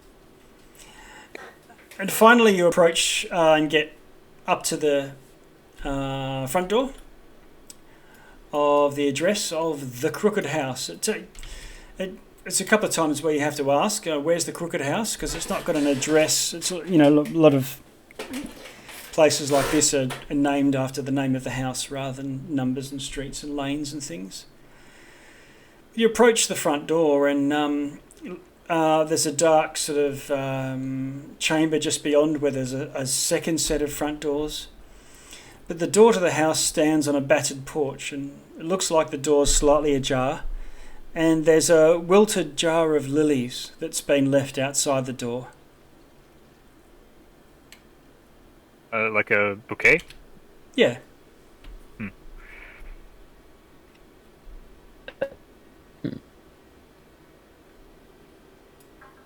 I guess Xeroto will just walk up to the door and knock.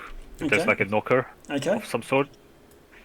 I cast light on a small, ring or something, just so we have a little torch. Okay. Nice for the I human. also just, I see, forgot the name. Cleon cast light. I just pull out the drift globe and make a little command word. So Cleon, I've given you a light spell and the drift globe. Is that Duenti that's got that? Yeah. And so what is the drift globe? What does the drift globe give? Is it 10 and 10 or? Say within 6 feet. I think it's variable, but you just tell me what you. Emanate the light or daylight spell. Okay. Well, you check that up, and I can adjust your visibility. It might look pretty dark to most people, but now with a light spell, might light up the area a little bit better. Essentially the same as the light spell. If I don't use a charge. Okay. Yeah. Okay. Well, in that case, I'm just going to give you the light spell. And so both Duenti and Cleon are both sources of light amongst you all. I think Riddle, Ashtar, and Zelotl, do you all have dark vision? I think that will have it. Let me check. Okay. Riddle has Devil's Sight. Ah, yeah. So. Okay. Much better. Right. Well, sort of. I'm pretty strict with the interpretation of a Devil's Sight. Devil's Sight's got nothing about dim light. It's just you treat darkness and see through that as normal. So it almost is better to be in darkness and take the world with you than to be in dim light with Devil's Sight. Lizard Folk, I don't have dark vision. Okay. All right. I'm just making sure because I might have temporarily put it on you just to save. Okay, so you'll see. What about you, Ashtar? 60?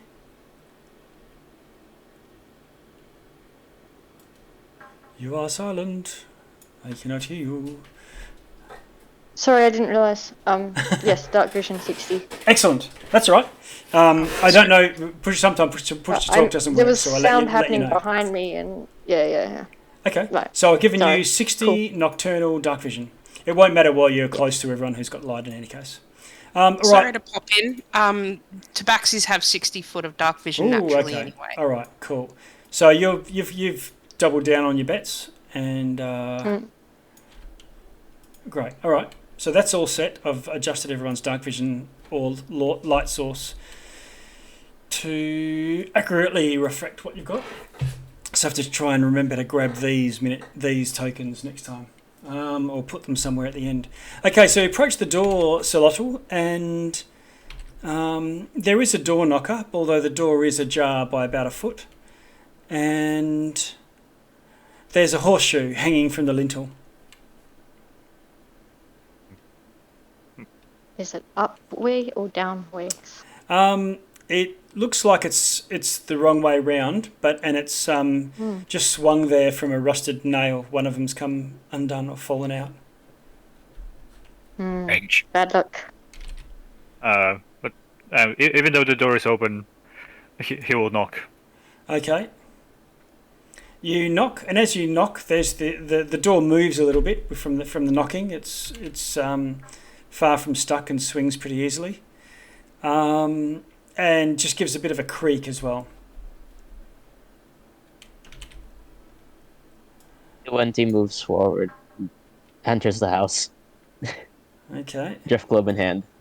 So, Duenti, as you do that, let's have a look.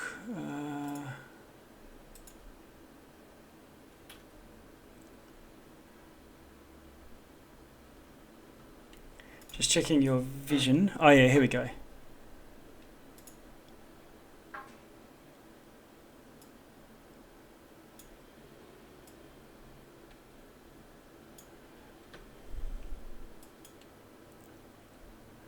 Whoops, sorry.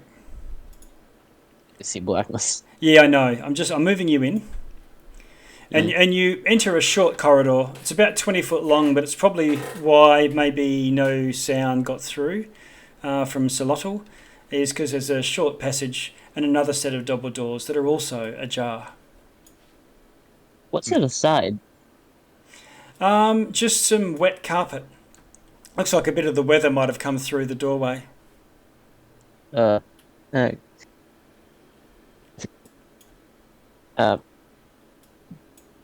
who has two sets of doors? Yeah. Who owns the doors? And Solotl, I'll just put you in. You won't be able to move through the barrier, the light barrier I've got, so I'll just move you in there so you can see. If anyone else wants to come up, just move your characters up to the edge, and I can move you in. Duenti, Solotl. Yeah, so Ashtar, you're the closest there. You see them both creak through the door. Yeah. Well, I guess Xeroto will walk up to the next pair of doors and knock again. Okay. You knock. Polite. Yep. You knock, and let's have a look. Yeah. And eventually, after a couple of knocks, you hear, "Oh, it's all right, I'm coming," and one door creaks open, and you see someone. Can you see something there? Just making sure. Yep. Okay. An elderly man with pale skin, balding, with a hair sort of stuck down to try and mask the receding hairline. There's a passage beyond. Let me see. And he looks up at you. He's pretty skinny arms and legs, but has a fairly round, like a half basketball belly. He's dressed in shabby servant's gear. Fairly old. He's got jowls, but they're sort of like the skinny jowls of someone who might have carried a lot of weight at one stage and now has lost a lot of it. But not from hitting the pack deck or anything, just from what are some other reasons. Doesn't look fit by any means. Welcome. What brings you to the crooked house? I like to imagine that Xeroto was tutored by Riddle and Ashtar in the social decorum of the Warmbloods. So he will reply like, "Greetings," and show his best interpretation of a smile. Okay. Which is just How tall is your lotto? I want to Sorry? ask. How tall is your lotto? I haven't fought. Let's say 6'7". Yeah, they're pretty big. I peer wow. behind. Okay. We got a letter from Okay. behind. We My insight. have been summoned. We just got a letter. Sorry. Shall I? Ashtar and Riddle, do you want me to move you guys into that passage with them? Oh yes, yeah. Okay. Yes, please. All right. Yep, I will bring up the rear with Riddle. I just know I'm not a talking character. Yep. No worries. It's not my. So I'm sort of letting others take the discussion, Yep. but no I am worries. following along. Okay. And Cleon's just come through as well. Cleon, can you see there now? You should be able to see. And he says, Yeah, "He I have some vision. show me the letter." I'll step aside, let you pass. I turned to the side and looked at Cleon. Letter. I just like elbow people out of the way gingerly. Okay, And go, ahem. you can move yourself up if you like. Yeah, he clears his throat and goes, I believe I was summoned by the Duchess. Whoop. He says, we do get visitors from time to time visiting the Duchess. He says, follow me. I just sort of mutter under my breath. No, there's a lot more words for visit in the thesaurus. Okay, and you are following him. He heads off down the passage, and you can see some large doors. As we follow him, Xerloto will say, Yes, yes. Where is the noble, self-important, owning land lady? He pauses a little bit further ahead and waits for you to catch up. Just has as best as a turtle-like face could smile, just like a heart, like slight grinchy sort of thing. He says, there's a lot of you, but that's okay. But the Duchess is not used to entertaining such a large group, and he sort of knocks on the door. And you can, as he knocks on the door, you hear this, sort of grief, wailing. But it starts up after he knocks. Okay. Is it something that I was our about characters notice, or? Which is it? The big door? This one here, right where Fest is, where the butler is. Okay. This one? Yeah. And he opens the door. In fact, I might just move it a little bit, get rid of that. And he says, Your Grace, there is a group to see you. And she goes, maybe my prayers are answered. And she says, show them in. I sort of turn back to my group and go, more like the spinster, am I right? I just wait for Cleon and do not laugh. Okay. We very awkwardly laugh. So the rest of you, are you moving in? So Lottel's just stepped inside the room. And Yeah, I'm definitely right at... I think this is a trap, so I'm sort of cautious, but like I want to, if it is a trap, I want to take the blow, not them. So I don't want to speak and be the leader, but okay. Yeah, but if I want to be at the front. You're experiencing it. So if you move, you should be able to move your character up and move into the room. Where is it? There. Cleon is the... Well, I mean, I wouldn't say broke. We're all high-level adventurers. But disgraced socialite, so... Gotta just wait for them. Wait for him before I come in. Okay. Riddle walks in kind of in a disorder and then does this beautiful little curtsy like she's been trained. Okay. Milady. How about you, Cleon? You see everyone... Cleon? Yep, I will go inside. I give her a shallow bow and I go, milady. Okay. I'll move you into Your prayers have indeed been answered. May I say, I commend your mailman on his tenacity. She says, you've received it. Oh, I was hoping a group would one of my letters would arrive. And she looks at it and looks up at you, teary.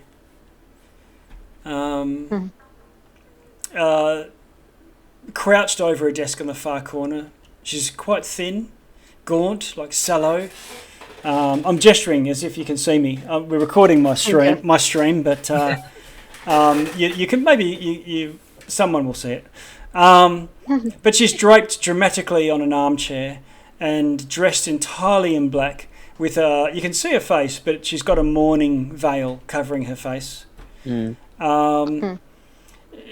She looks like she's dressed in finery, but it's the sort of stuff she's had it for 30 years or something, and it's a little threadbare. She says, she sort of composes herself. And every now and then tries to, and then sort of gets a little handkerchief and and sort of cries into it, and then grits her teeth and clenches her fist. And she says, after trying, recovering herself, she's gone. My Cecilia, my baby bird, my only child. What cruel world is this to take a mother's daughter, her only daughter, from her side, rent from me, taken. She's very dramatic. Okay. Whatever does the okay, Shakespeare or whatever that means in Forgotten Realm speak. Yep. I mean, is it like insight check worth bad or? She seems visibly distraught. Okay. Do we notice the math symbols on the floor? Yeah, there's strange prints on the carpet. It's quite an odd design.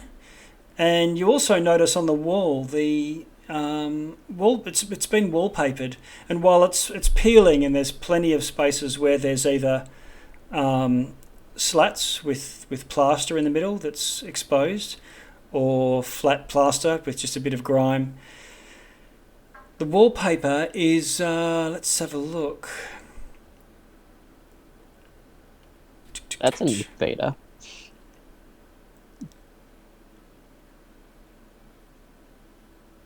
Images of small winged baby lizards and hairless cats. Little shudders. Someone needs to put some clothes on. Yeah. Yeah. There's a special breed of cat that's completely hairless by the nature of them. That's how they're made.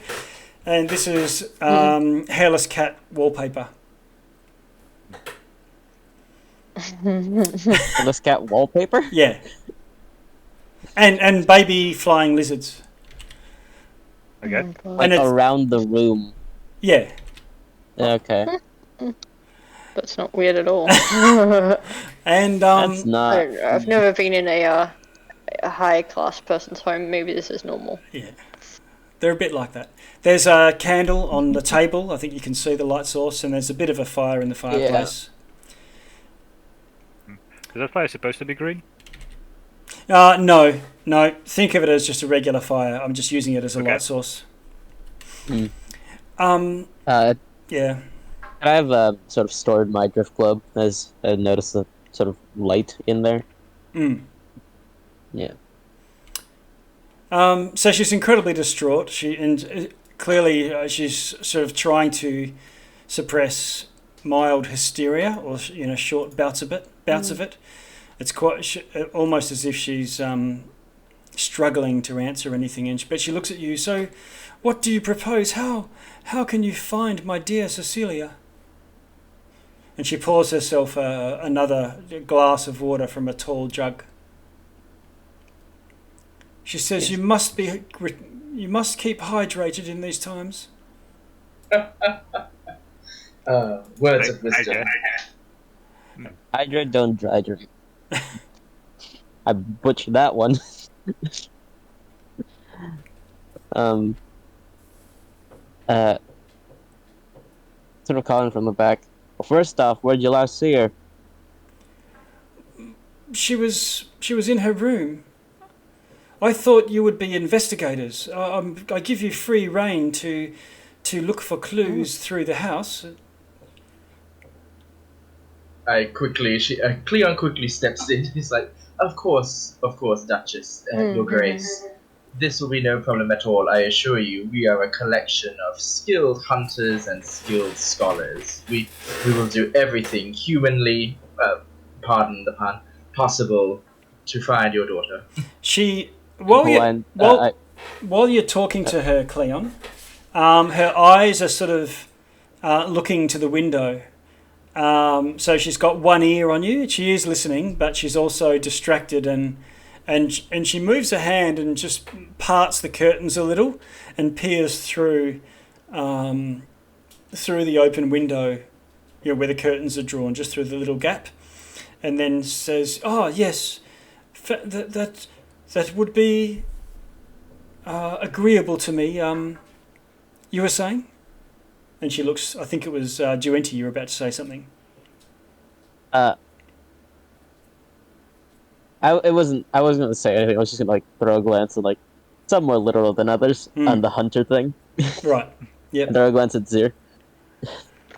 Oh, I need a sleuth. I need a sleuth. I need. But the problem is, there's creatures outside. They seem to be coming into the house, vermin and such forth. It's quite. It really has been quite dangerous. Fest has. I've been pretty much bound to my room for some time now. I'm quite unwell, as you can see, and she gestures to her legs. What's that smell? She says, "But dear Fest looks after me." "Yes, your grace," says the butler. Mm-hmm. Is there an insinuation that look after me, or You can roll an insight if you want to try and insight that. Just making a sex joke, but okay. Yeah, insight. That is that's 11. Okay. You have no idea. You have no idea. Your own mind can decide. Okay, you're definitely fucking. Sounds like you did. It sounds like you already decided anyway. She says, "So you're welcome to commence your investigation and return to me with good news." Only good news? "I just need to know. Not knowing is the worst." Milady, you keep looking out the window like you're looking out for watchers. Is there anything else that perhaps we must know in regards to personal business that may have not necessarily affected the situation? She pauses for a moment. "There are things outside which I'd hope not to enter."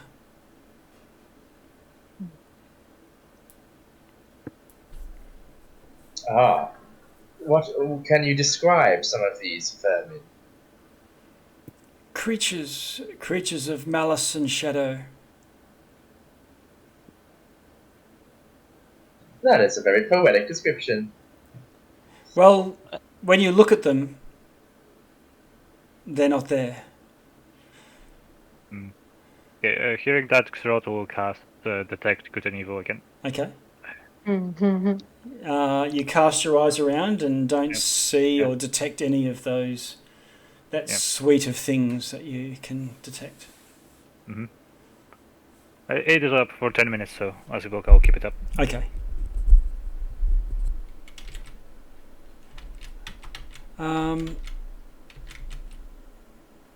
Right, so where to from here? Since we are here, he will walk up to the window, just look out of it. Okay. See if anything's afoot. Yep, you have a peek out and it looks out onto the street. Okay. Is it a busy street, or is it? You said this is part of Old Town, right? I imagine there are people walking around. Can you roll a perception for me if you're having a look? It's not so much an investigation, you're not searching for anything in particular. Yep, perception. There we go. Yeah. Okay. No, nothing untoward. It looks pretty much like it was, although the weather's worse. You can now you can now hear the rain on the roof. Okay, and no pings from the Detect Evil within 30 feet. No. No. Okay. That detection won't go through solid surfaces. I mean, it will. It just doesn't go through. Was it 1 foot of stone, 1 inch of common metal, a thin sheet of lead, or 3 feet of wood? Right. So glass, I imagine, would go. Oh, this is Detect Evil, not your Paladin sense, Divine sense. No. Detect Evil. Mhm. Oh, okay, yep. I was thinking of Divine Sense. I know that one a little better. Okay, right. So, and that was still thing. That was aberrations. That was what you did last time, wasn't it? Fiends. Everything that's not from the material plane, Yeah. Okay. basically. Okay. The one you just sort of. Is this like a cyclical thing? Is this those things coming in here? Is there a cycle, a routine?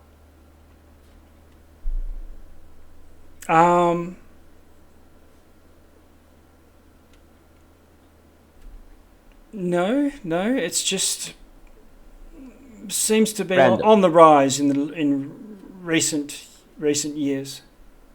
Mm. I've lost many a husband to them. How many husbands have you had? Oh, well, there was George and dear William. She starts to rattle off some names. And Ladies got game. and I think she counts 6. She struggles to remember the middle one, but number 4. But It was only a week. It's hard to remember everything. Yeah.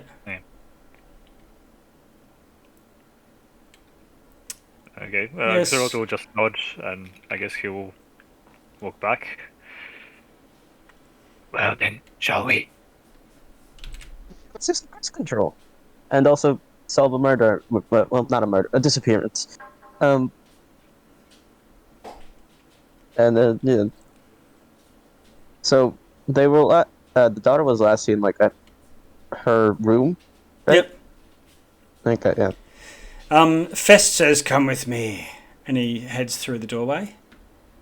Also, a quick question: those letters and symbols on the floor, are they stationary? Yeah. They're printed on the carpet. Okay. He says to you as you assemble in the passage. He says, "All of the doors that should be locked, that are all of the doors are unlocked, and you have free reign of the rooms that are. If you have any questions of me, I will be in the kitchen." And he starts to... Need like a mint fest? Huh? Need like a mint fest? And he heads off down the passage. I'll immediately open the nearest door just to check it. Okay. Just one sec. I'll just move Fest off. There we are. Okay. Let's see. First door is directly opposite it. Don't forget your owl. Whoever is it? Cleon. Is that like purposeful? Oh, okay. I can come in. I think the gal is probably not summoned. Is that right, Cleon? Or you've cast it, but it's off in its pocket dimension somewhere.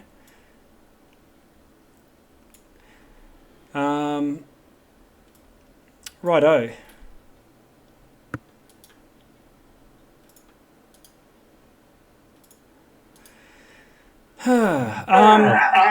Sir Missing Lottle. persons. Oh, sorry. Sir Lottle. You open the door. Duenti's there next to you. I think Ashtar's just headed up the passage on sort of guard, and Cleon and Riddle are just coming through into the passage. You don't want to all, clump up too much. But this enters onto a fairly large sitting room. There's scattered cushions and chairs littering the room, and lamps shedding a low light throughout the area. So someone has attended to and switched the lamps on with a low light. But most noticeable in this room is it is just crammed with cats. They're perching on every available surface, all of which are just sleeping blissfully. And as you open the door, it creaks, and some of your light comes in. Let's have a look. And it's not like this, but I can. I've got lots of cats in here. You can see them. Any pings on detection? No pings on detection. No. Okay.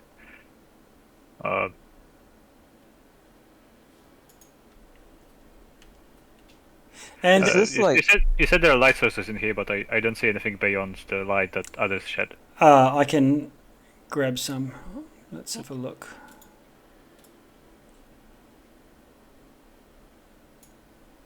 There we go. Okay. Nothing here. Okay, Xeroto will just shrug, walk back, and he'll say, "Pantry, food storage." That explains the number of cats. Okay. And yeah, Rick gives an evil look and walks in and goes, "I'm gonna go see my people." Yeah, okay. yeah, I was gonna say.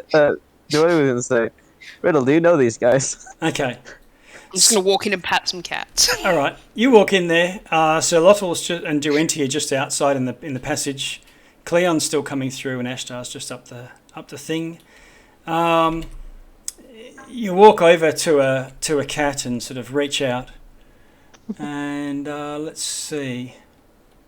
It's actually pretty hard walking across the floor here because they're all laying everywhere. You know, if you can imagine, you know, just having too many really for a room this size, or even for a city this size. Can you just roll to make sure you don't step on any tails or anything?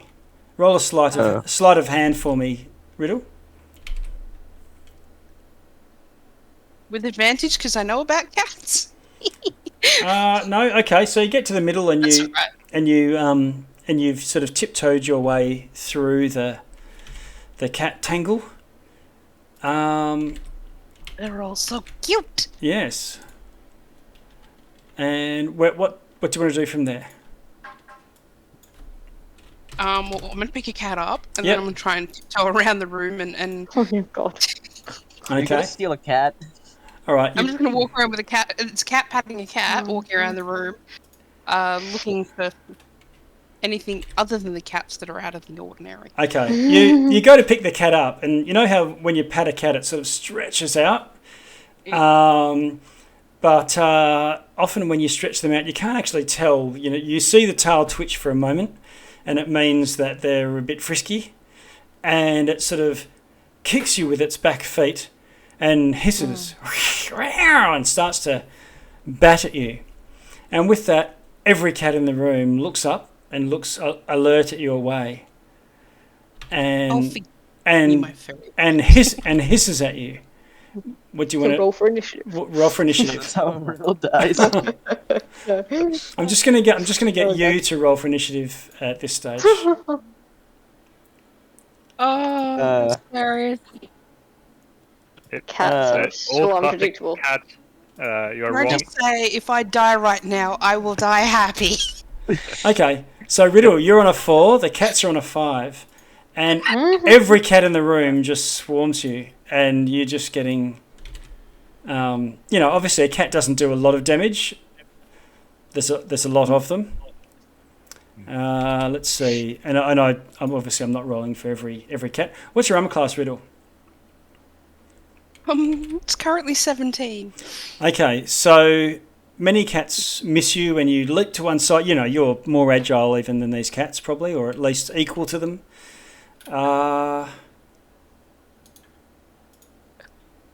But your legs, as you know, cats sort of leap onto you, take 8 slashing damage from probably 4 or 5 different cats, one after the other.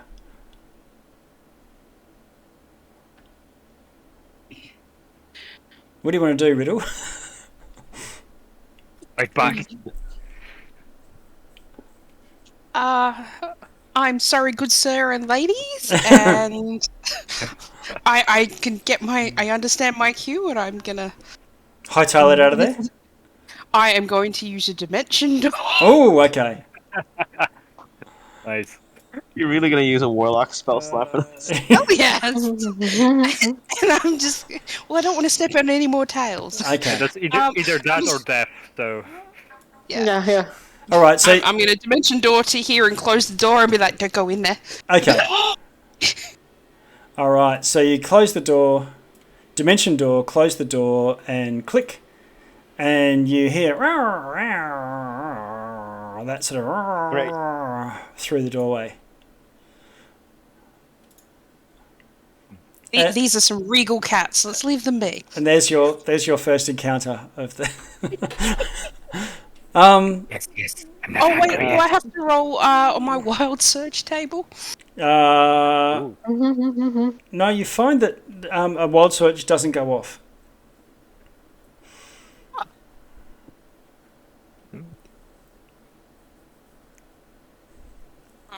Would I have? I'm just.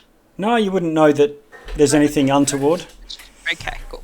Ashtar, you're up the front there. What do you want to do? I'm going to throw. What I'll try to do is throw to people to give everyone a shot at exploring rather than. Sure. Yeah, I mean, did I hear this ruckus with the cat? Oh, yeah, and I assume Riddle explained. Maybe not. Maybe a bit embarrassed. Yeah. I meant to do that. You can see Ashtar further up. There's a door only a little bit away from you, and then what looks like stairs a bit further down. Yeah. I'll just kind of glance back to the others and be, this way? What's the plan? She doesn't think for herself very much. She's right. She's also, just a bit like military, like follow orders, and she's like, you guys are the ones that are operating, right? She looks at the group. Wendy just shrugs and wanders off to the stairs. Okay. Oh, okay. I suggest we find this poor young lady's bedroom post-haste with all possible expediency. Yes. And I will open the next door. Okay. So, follow toward the door. Oh boy, I'm at a crossroads, huh? Okay. So, See Duenti... if there's any dangers there, I'm ready to defend Sir Lottle. Duenti, you're at the stairs. Again, Riddle and Cleon sort of coming safely up the rear, the more squishy. And Ashtar and Zerlotl is at the door that opens. These are big, heavy doors, so you click and it wrenches open. And you are presented with what looks like a library. A room that's filled floor to ceiling with bookcases, each one stacked high with books, most of which appear to be fairy tales or children's stories. You haven't seen any other sign of children, mini duchesses or anything, but it looks like a children's library, and there's a small armchair sitting against one of the corner where there's this cat with a abnormally large smile on its face. I read the name. Watching you. Is it Celia? She's turned to a cat. We found her. Perhaps. I'm gonna probably bore you to death with this question, but detection was a thing. Yeah, okay. Let's have a look. Now, when you say, this is your 10 minutes of... Yeah, 10 minutes concentration. Okay. Let's see. It feels to you like the cat on the couch is Faye. Ooh. And you would know from friends of yours who, when they cast Find Familiar, that would be the normal thing. That even though it looks like an animal, they're always not always, but they're usually Faye. Okay. I don't know if you read what I posted on the... Oh yeah, I read that. No, perfectly fine. Yep. Okay. So, Piroto will just look at it, nod, and say, "Hello, lost one. Okay. Have you seen a youngling here?" It sort of stretches. The cats stretch with their back legs and their bum in the air and sort of squints. Yeah. And it smiles, but it's a fairly creepy smile. It's got bright yellow teeth and yellow eyes when it opens its lidded eyes and looks at you. And as it moves, what you thought was a fuzzy creature, it's not fuzzy. It's more like it's got a fuzzy image, almost as if it's blurry all around it. But he doesn't at all acknowledges the question. Oh, it looks at you and says, "Far travellers, Yes, yes. have you got any riddles?" I'm riddled with something. There's one riddle outside. I am. Hiroto would just step out and go, Riddle, Yeah, I'm Riddle, out. come here. Riddle. Okay. It really Your are the two presence most is literal needed. minded. Yeah. Yeah, because I'm too dumb to get it, right? Yeah, come here. Your presence Yeah. requested. Yeah, they're all fetching the tabaxi. Not Leon is only, yeah, like, it's a cat. Right? Okay, so Riddle, you're up there and you can see. I'll see if I can give you a handout so you can see this creature. There we go. I'll show it to you. I think I can show it to you. Let's have a look. Yeah.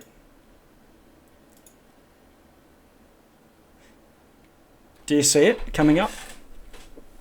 No. Nope. Okay. Nope. I might have to just grant you access. I just gotta say, I'm clearly imagining the cat from Alice in Wonderland. So Yeah, that's pretty much what I was picturing too. I'm saying a normal. I'm same, but also like a normal cat, but with just okay, that's that- very close. that That's You know a that- lot creepier than I was picturing. that Cool. meme of like the smiling dog with the fucking meat grinder. Yeah. That, Oh, but yeah. as a cat. Oh. Yeah, that, but as a cat. Okay. Okay. I'm I gonna will stick say my head in, Yeah, I okay. go, is Okay, Riddle. see the cat, and go. There's only one, right? There is only one and you see it in the corner. Deathly afraid of cats now. No, And just Hiroto not would just that like sure of himself, just like show his hand presenting Riddle as she enters. Okay. It Yeah. The Riddle. Sir Lottle, this cat just seems to slowly. You know how I said it was blurry? Well, it seems to sort of start to get more and more blurry. The edges sort of recede, and eventually, it's gone. Detection is also out. Yeah. I cannot sense. Yeah. Now, is detection directional, or can you just close your eyes and? It's like omnidirectional within 30 feet, as long as it isn't behind like really heavy cover. I Okay. can sense it. You feel a bump at your feet, and you look down, and this cat is bumping its sort of back leg against yours, and then it walks past, and it turns around and comes back and bumps against you again.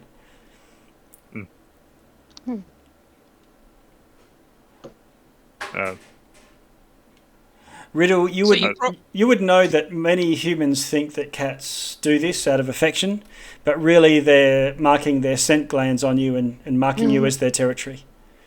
Yeah. Claiming you. Yeah.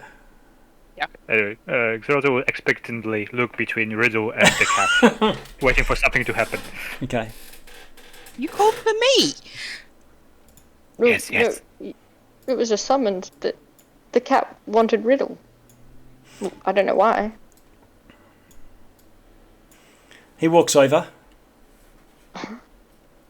and just looks up at you and sits sort of almost cutely, expectantly, with its head Nah, with your its friends fooled me with that already. with its head on one side, and then the tail just neatly curves around its legs. what did the riddle say? Riddle's not being fooled. Twice. Yeah. What can I help you with, little one? I was about to ask you the same question. My companions here say you asked for me. I like riddles. And I like cats. Okay. Normally. All right. Can you roll a persuasion, not nature? This just down the hall watching this go down. 15. How'd you go? Sorry, what was it? 15. 15. Okay. So this cat bumps against you and starts doing the same thing as it was doing to Sir Lottle. Why are you claiming me? I belong to myself. And don't mind the fur. It looks up at you, and let's see. Says, it's true. Cats own everything. See, I have tried telling people this. Apparently the watch doesn't agree with me. But hey. It looks at you and says, we'll meet again, but know this.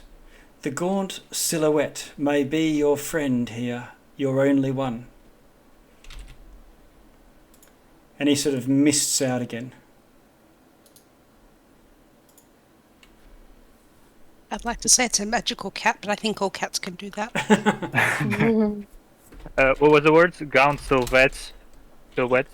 I'll type it into the chat. Was it the gaunt silhouette may be our only friend? My friend, your friend here, maybe you're only one. Yeah. If someone can take a note, I misplaced my pen. I have no idea where it is. Okay. Yeah, I'll write it down. I've got notes, so. In the journal, there is a handout for you, I believe. It's just like Elysium, Aberrant, Owlbear. You got like spells. Oh yeah, no, that's just spells. I say I can do one. I must have missed it somehow, but usually I put one where you can put your own notes in here. Then everyone can see it. Let's see. I'll add a handout. Give all players can see it. All players can edit it, and just call it Party Journal. If you can take like a 5 minute break. That's a good idea. It's 10:45. Yeah. Normally we would only go to 11:30 or so. So I would love to grab a coffee myself as well. Yeah, I got to charge. Okay. My laptop. All right. Let's do that. We'll meet back here. 5 to 11 in 10 minutes. Yep, sounds good. Okay.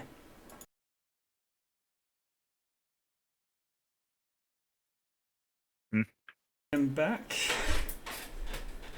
Coffee in hand. Yep. A friendly reminder to restart the recording of the audio. Thank you. I have done that. Yeah. And it wasn't just that. Start the streaming, start the recording, but also if you stop the recording and keep streaming, switching off your microphone doesn't still work. I've got like an intermission type streaming thing, but the intermission doesn't get rid of audio, so it means any chit chat that comes through still comes through. So I actually have to switch off both audio streams as well. But all those are cranking again. Okay. But how? So Riddle, are you with us? Yes, I'm here. And Ashtar? Yeah. Duenti?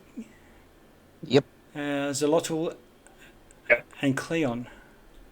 Yes. Oh, great. Okay.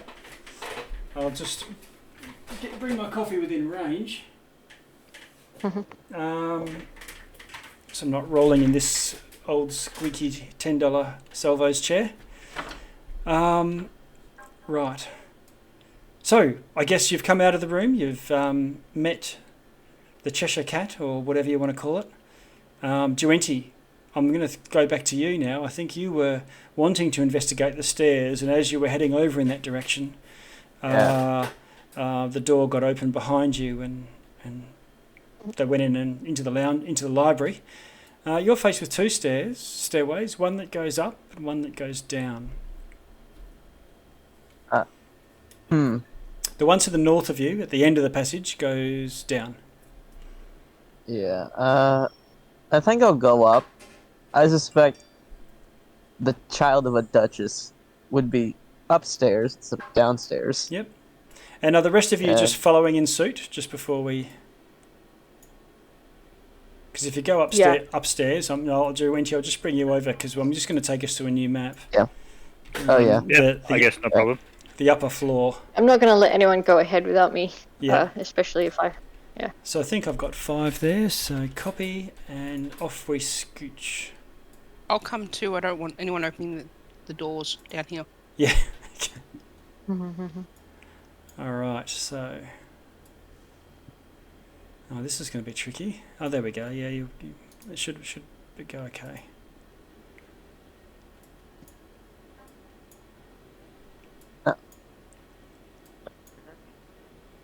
Well, this is cramped. Yeah, it is. Just bear with me for a sec.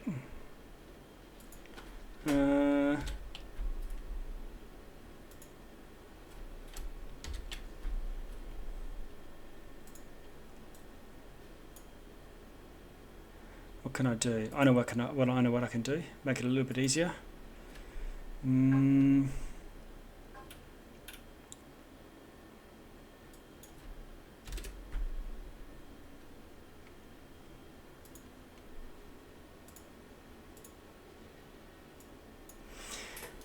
Okay, so you find yourselves in a narrow passage.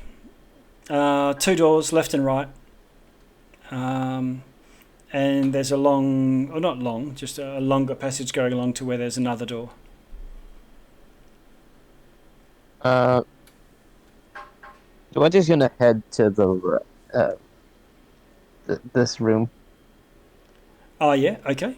I will, Yeah. just zooming in a little here. Whoop.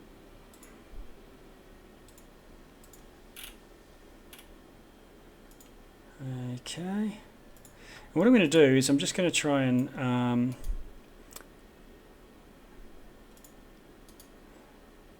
decrease your size a little to make it a little bit more.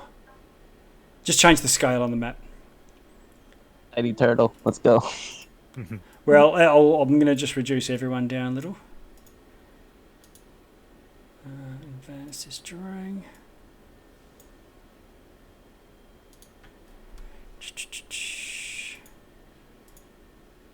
Cleon. This seems to be working.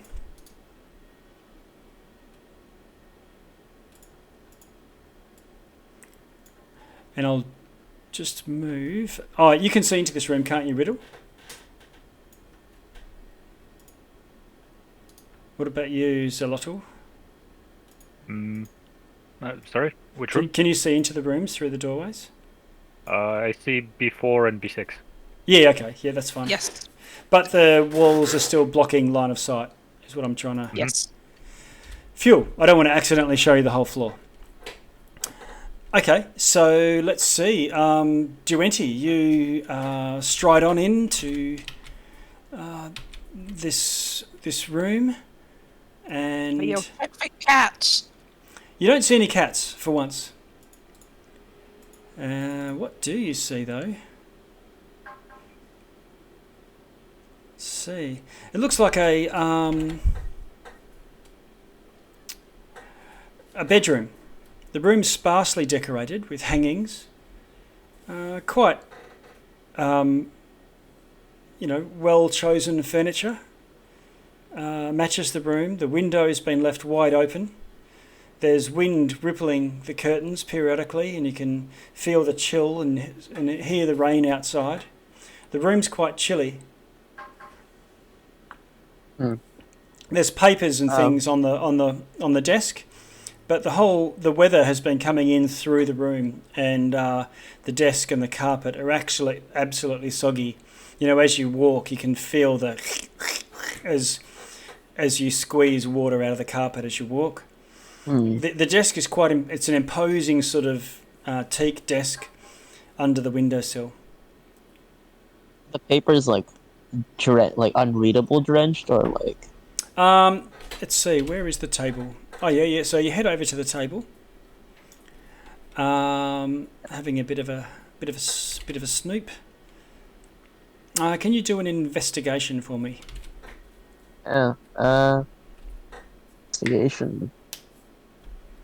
Yeah, let's... I'm gonna...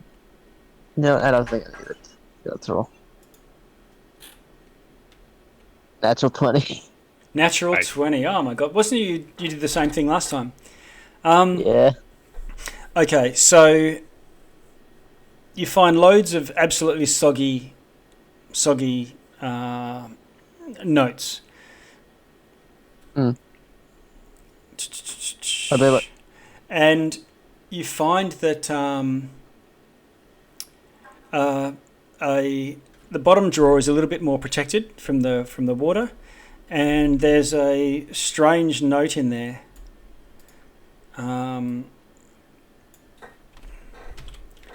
And it's actually got in handwriting, in annotation, clue with an exclamation mark.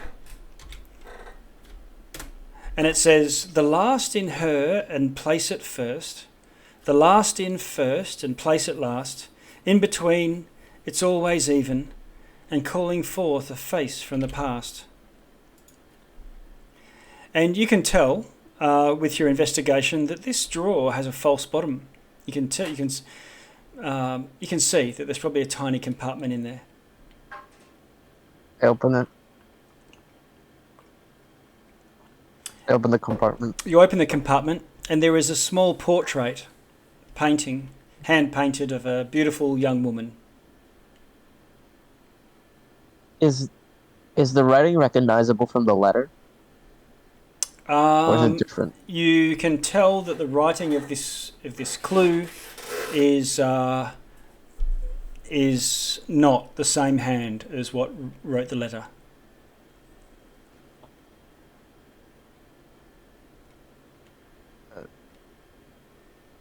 Yeah, sort of turn to the group. Found a riddle, I think. Xeroto will look confused, looking at Riddle.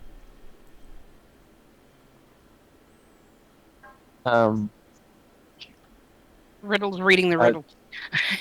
Okay. Yeah, I give it to Riddle. Okay. So Give Riddle, the riddle to Riddle. Riddle, you're in the room now. Yeah.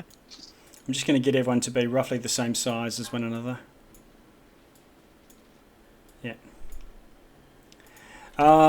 And you have a look at it.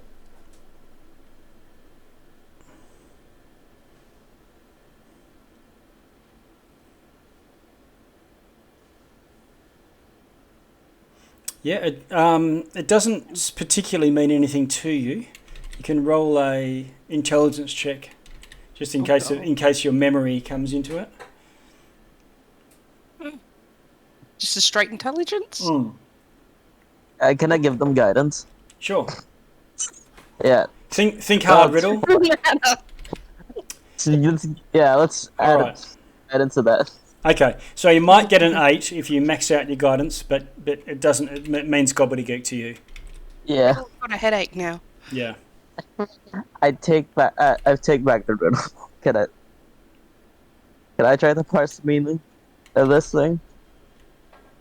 Yeah. This time I will give him guidance. There's a bed in the room too, a carpet and chairs. Yeah, I'm gonna try and turn this place over and just look for shit.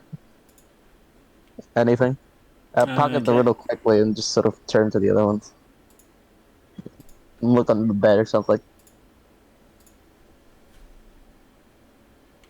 Okay.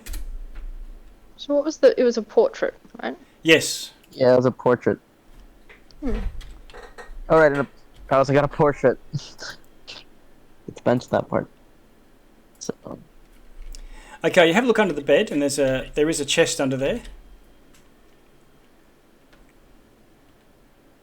grab it immediately and put it on the bed. Okay. You grab it, and it sort of it turns inside out on your hand and bites at you. Ah. Yeah. Ugh. Ick. Bad dog. Okay. Is the portrait of the Duchess? No, it's a young woman, or maybe it's of the Duchess. Yeah, but like maybe her when she was younger. Um, Is there any resemblance? Like maybe her or Cecilia? there is a family resemblance. Okay, so yeah, but I know it's not as she is now. But yeah. Yeah. Okay. Interesting. So the mimic bites. Bear with me for a sec. Yep. I love mimics. Okay, so this clearly a mimic. You might have even fought them before. You've been around a while. Mhm. I You- have to be about are mimics aberrations? Monstrosities, I believe. Yep. Monstrosities, Yeah, I yeah, don't it doesn't know. apply. No. Okay. Mimic adheres to huge. Okay, yeah. So it your hand sticks to it, and let's say the mimic adheres to anything that touches it. So when you go to drag it out, you are grappled. That's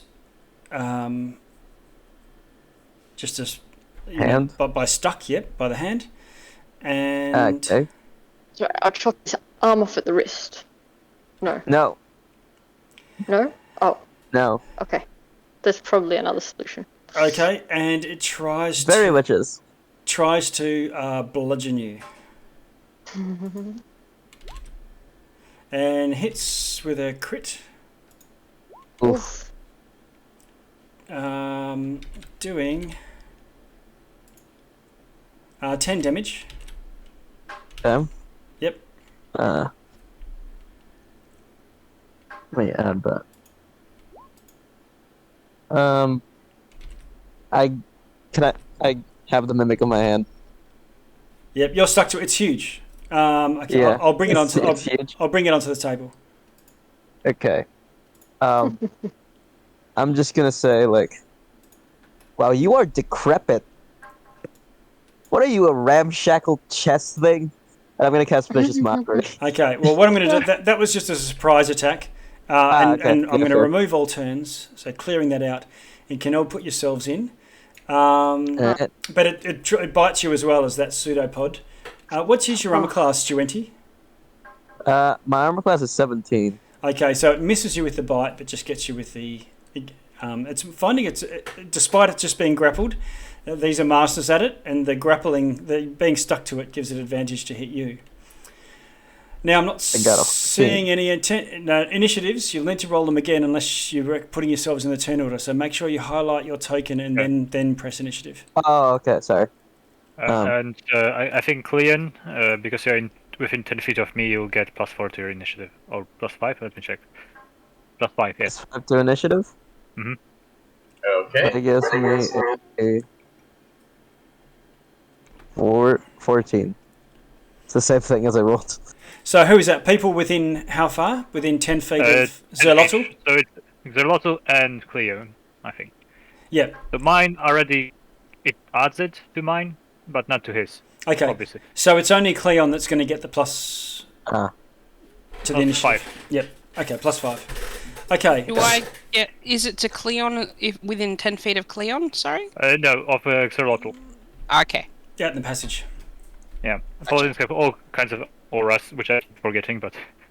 Yeah. Okay, so I'm just going to roll mine.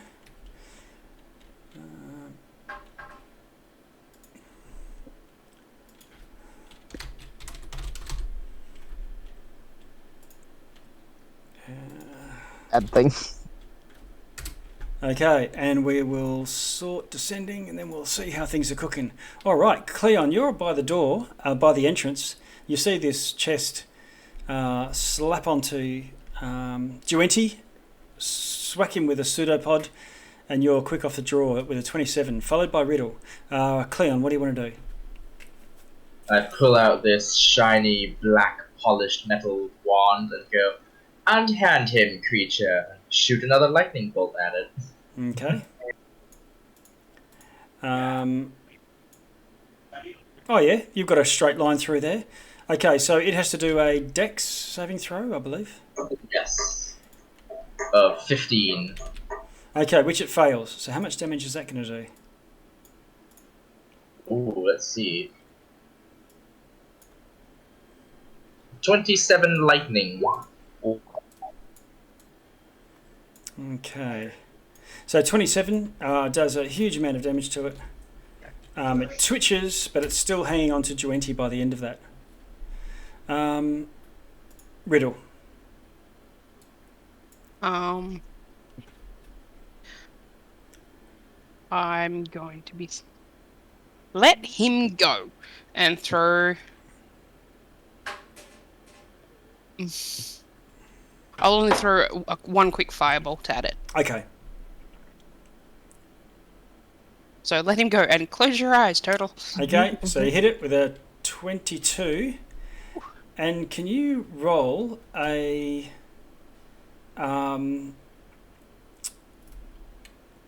D100? Oh no. What did I do? 82? Okay.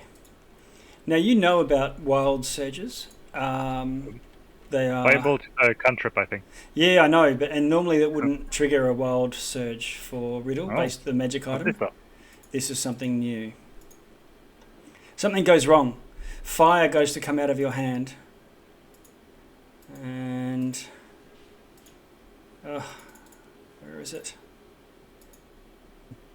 There we go. Well, sorry, what number was it? 82. 82.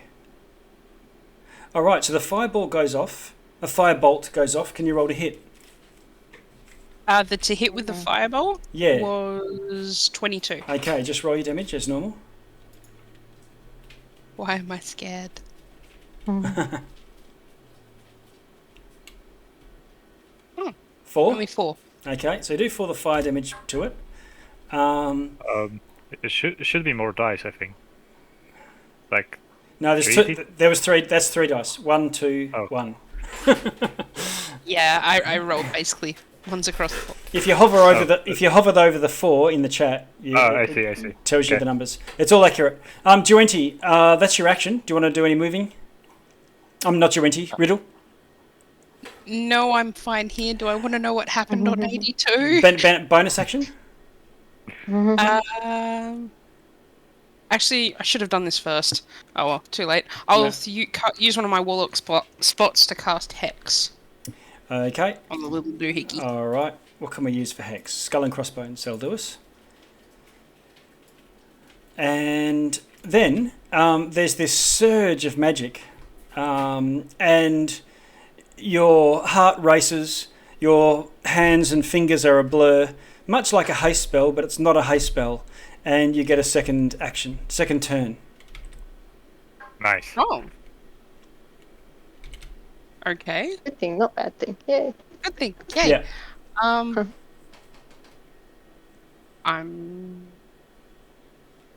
going to go for another firebolt. Okay. I'm feeling lucky. Roll to hit.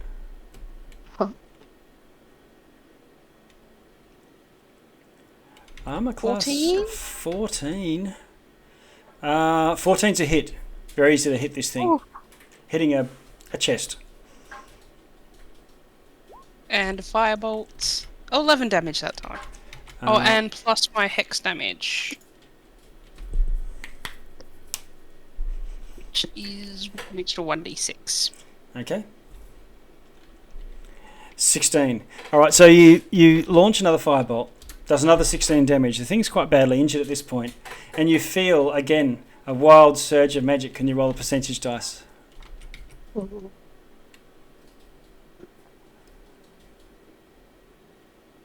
What number?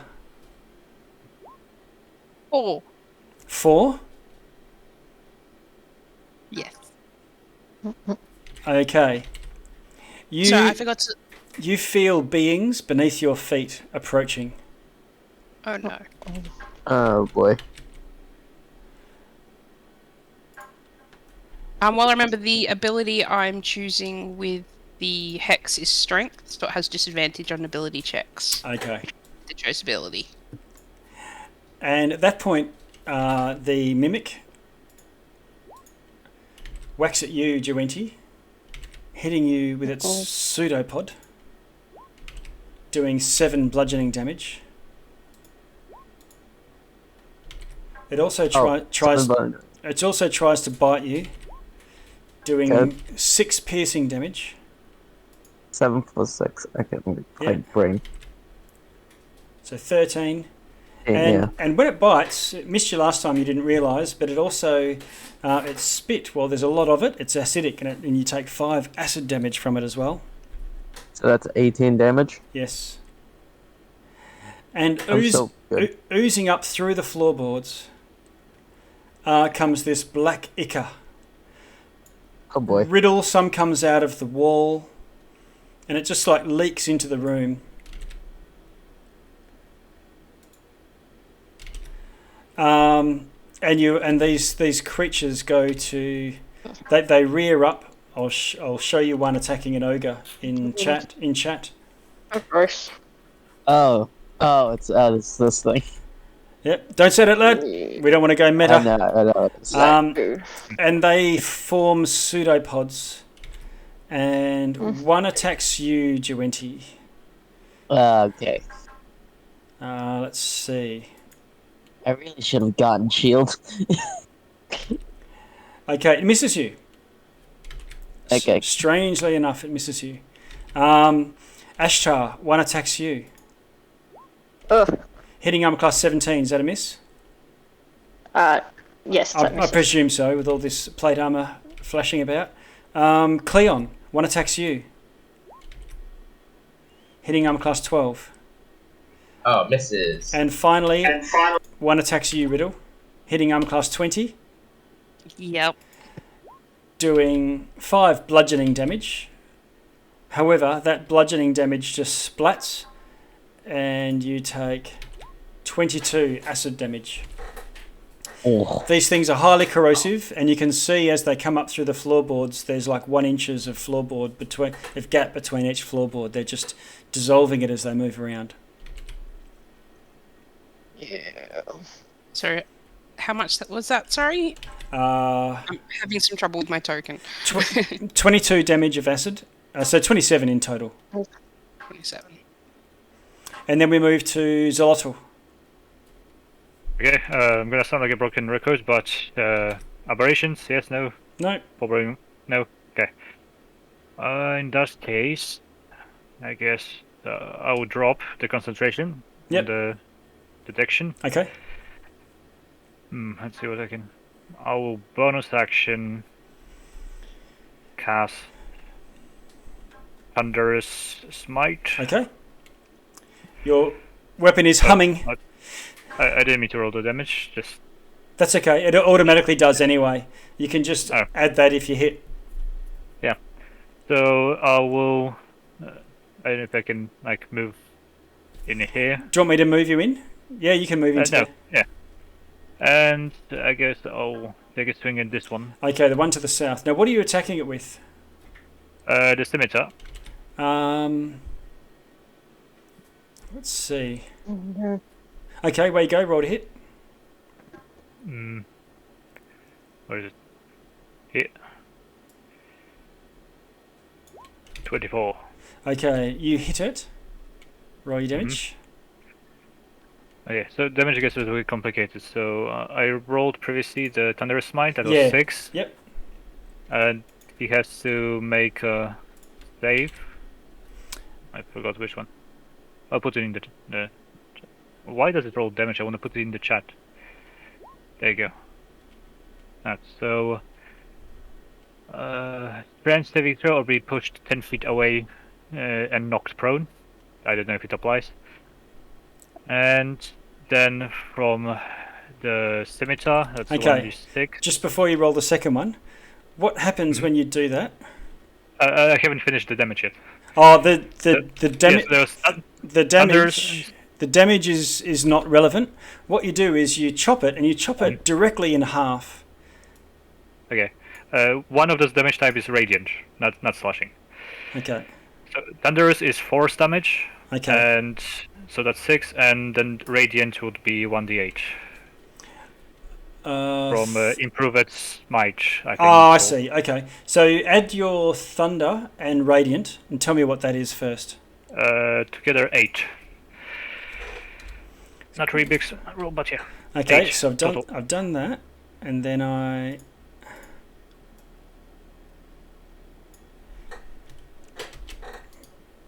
just going to put 2 smaller ones in here now. Oops. There we go. And I have to just reduce their hit points.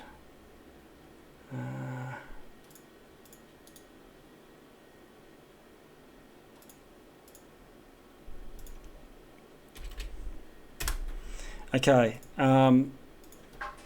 Yeah, so the slashing didn't actually do any damage, but the radiant and thunder did, as you said. Let's see. Okay, complex. All right, so it's been chopped in half. It doesn't look injured at all. It just looks smaller. But looking down at your weapon, it looks like it's corroding away. I know it's magical. No, it isn't. It's not? Okay. Yeah. If it was magical, it wouldn't corrode, I think. Well, you don't know about these creatures, so ignore whatever you know about monsters in the monster I'm manual. Playing it out. Yeah, I'm playing it out as he doesn't know. That's why I'm swinging. I'm just saying. Okay. It is corroding. Okay. But now that I guess he can realize. Instead, he will kick one. Okay. For the second attack. All right. So that's the unarmed. Yeah, unarmed attack.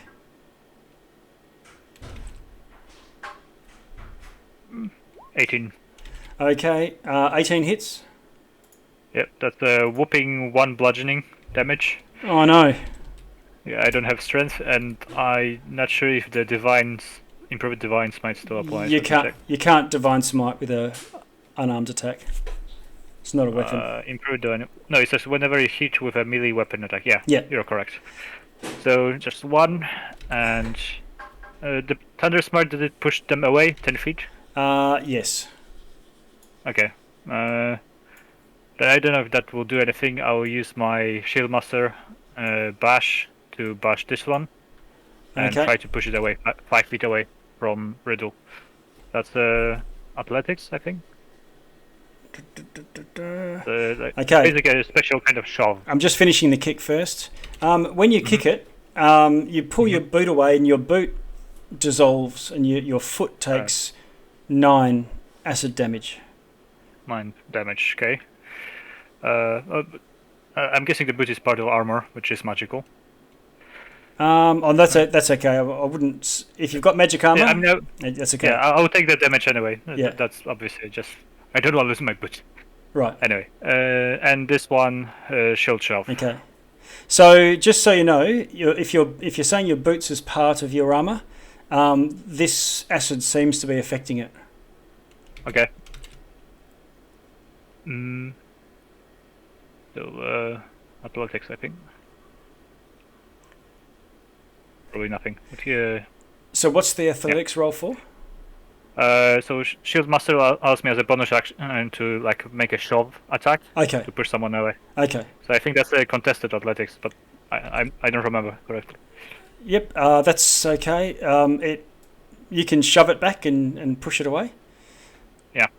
If it fails, I think lower athletics or acrobatics. I don't remember. Oh, it'll allow you to. It's sort of an amorphous.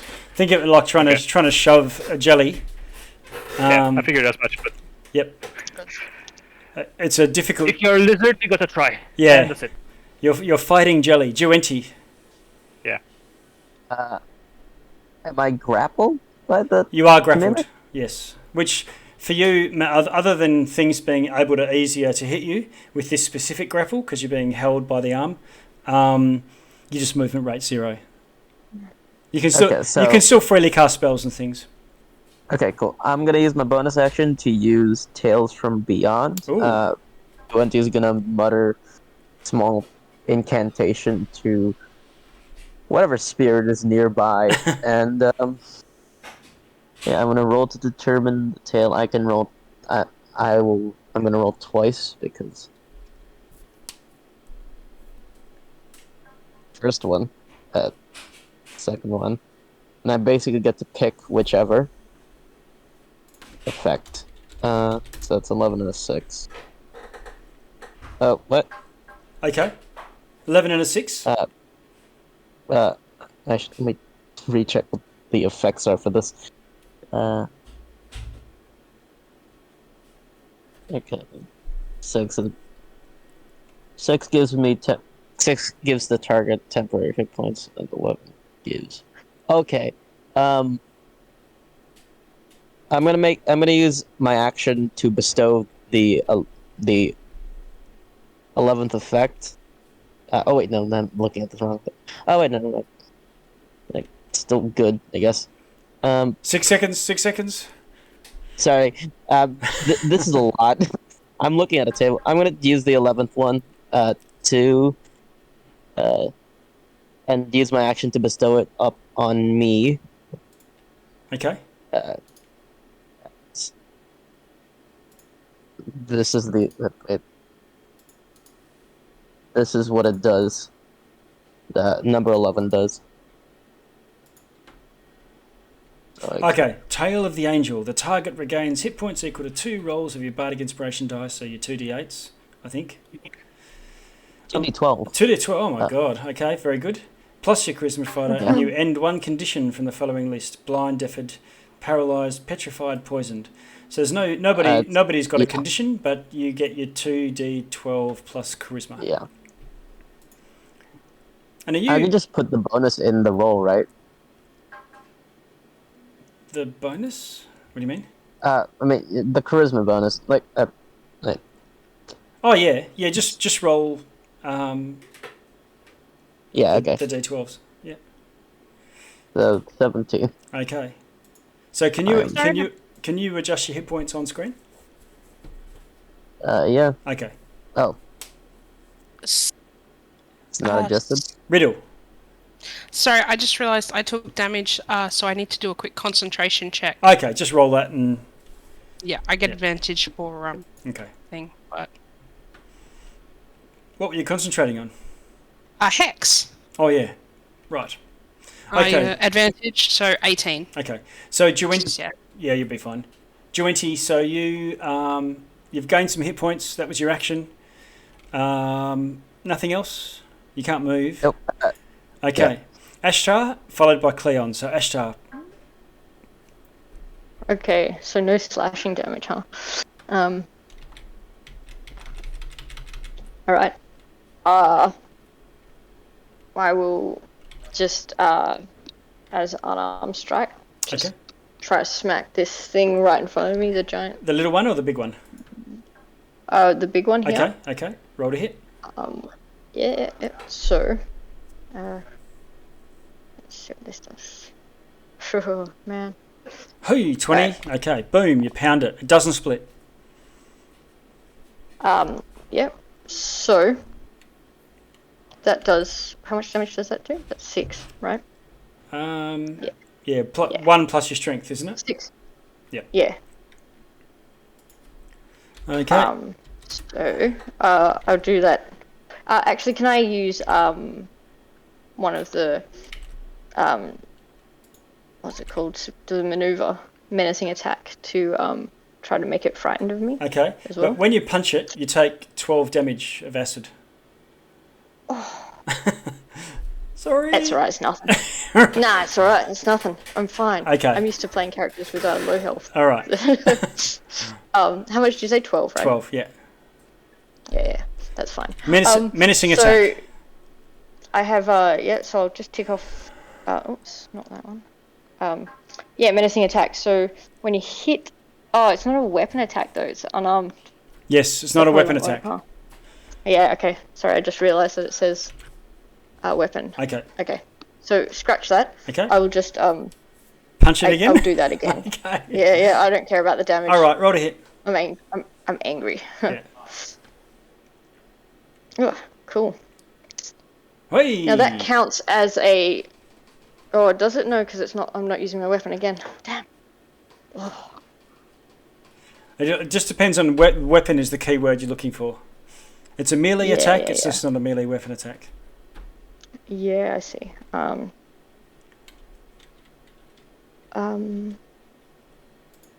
Just unfortunately, I'm reading 6 damage there.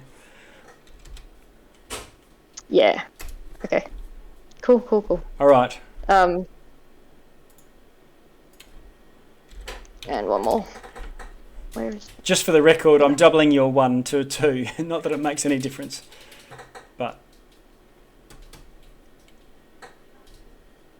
Does that go through? Here it comes. 24. Yes, it does. Alright. Cool. Damage. So I'm just deducting 6 each time, aren't I? Yeah. Okay. And I'm taking damage too. You are. Let's see. Pudding. There it is. You take 9 from the second one, and 9 from the third. And you can see it's looking, noticeably injured now. Spit on it too, just for effect. Yeah. Oh, sorry. How much was that first number you said? There was the 9 and 12. then the... Yeah, I thought so. Ooh, why is that not right? Cleon. I think. Yeah, cool. No problem. Upon seeing these extra creatures appear suddenly, Cleon will aim his black metal staff down at the center of the room and go, "Hunters, now is the time to prove your mettle." And he will launch a fireball in the middle of the room. Okay. But as an evoker, it's fine. Okay. Can you... The fireball goes off. Let's have a look. Fireball. I think that should be in the spell list. And you select people within your area that it doesn't affect? Yes. Well, there it is. Okay. So that can cover everyone. Yeah, so the fireball encompasses the whole room. I'll get rid of it now. We don't need that. But it was nice to see. And what needs new shorts? What damage are we talking here?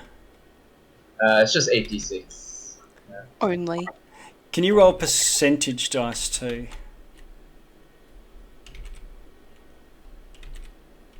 Do you rate d6 first? Oh, I just rolled my percentage dice. Oh, that's fine.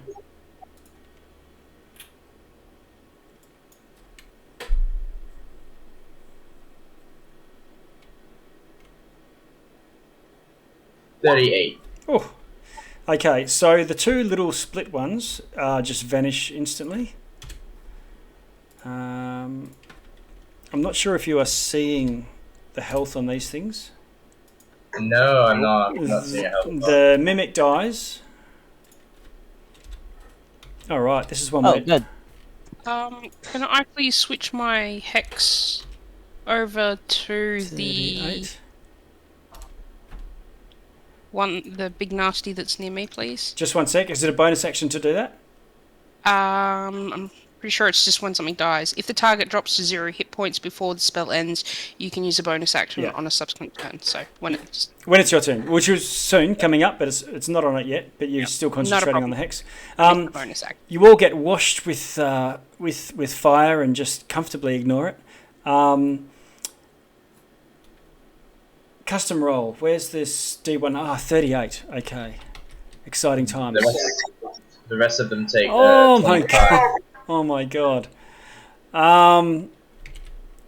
Okay.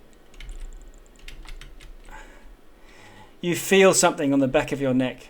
Something is coming for you. Oh, great. I shout out, "Wait, what is this?" And I reach for the back of my neck. But I don't know what's happening, so... It's coming. Oh. Let's see. I'm just going to make... I have to... Because I've changed the scale on this mid-game, I just have to scooch him down a little bit to be your size. But you summon... let's see...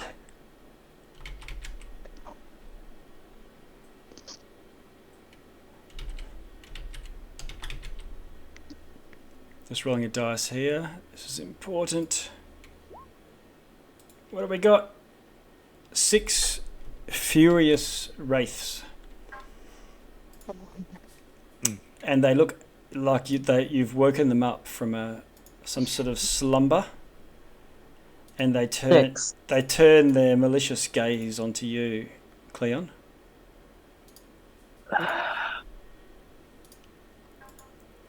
Oh my god. Okay. Cleon and Riddle, can you both have an Arcana check? Oh. I could do passive Arcana, but I'll just let you 12. roll. 12 from Riddle. Riddle. I'm seeing what I can roll. I mean, my passive would be 20. I rolled a 14. Okay. So the things that's been causing so far these wild surges have all been fire-based attacks, fire-based spells. The two, like some spells are not doing it, like the thunderous smite from the lizard man. Mm-hmm. Detect magic, detect evil. But the two Eldritch Blast, I think, but the two flame spells and the fireball, lightning bolt didn't do it. So just seeing a pattern here for me at least. But that's you, Cleon. You've done the fireball, and there's some angry wraiths on the way. Okay. Now we are up to you, Riddle.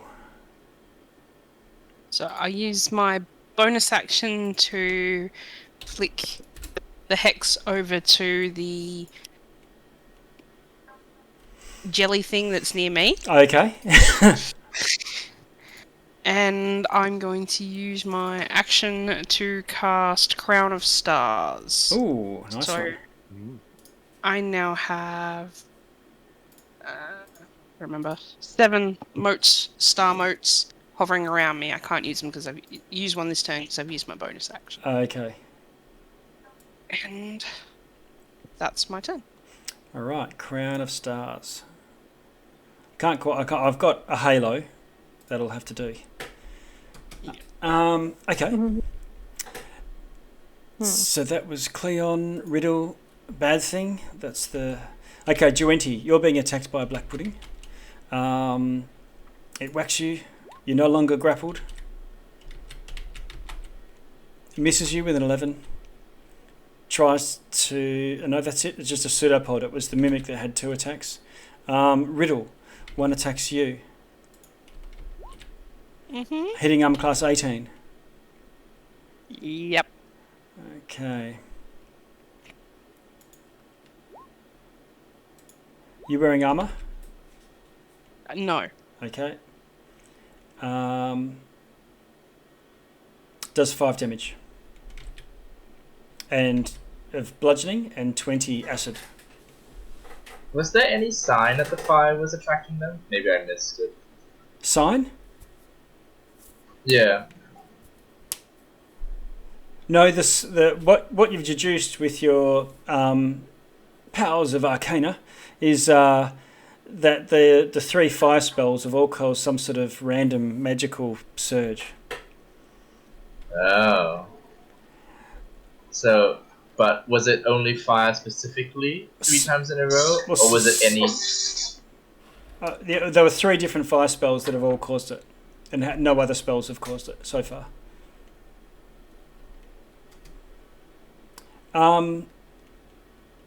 Okay, Ashar, you've got a 1 on you as well. A black pudding. Yeah. But it hits armor class 7 with a natural 2 and misses. Right. Lucky. Okay. Zerlotto. Mm-hmm. What do you want to do? Oh. Let's see. It's you then, Duenti. Mm-hmm. Okay. First, I'm gonna guess that wraiths are some sort of undead. So you're certain that it's undead? Yeah. Let's see. I don't remember how turning works in this game. Ooh. It's a channel divinity if you've got it. Mm-hmm. Yeah. Abjure extra planner. Yeah. Is it a fiend? No, it does. Oh yeah, I don't have it for undead. Okay. Doesn't matter.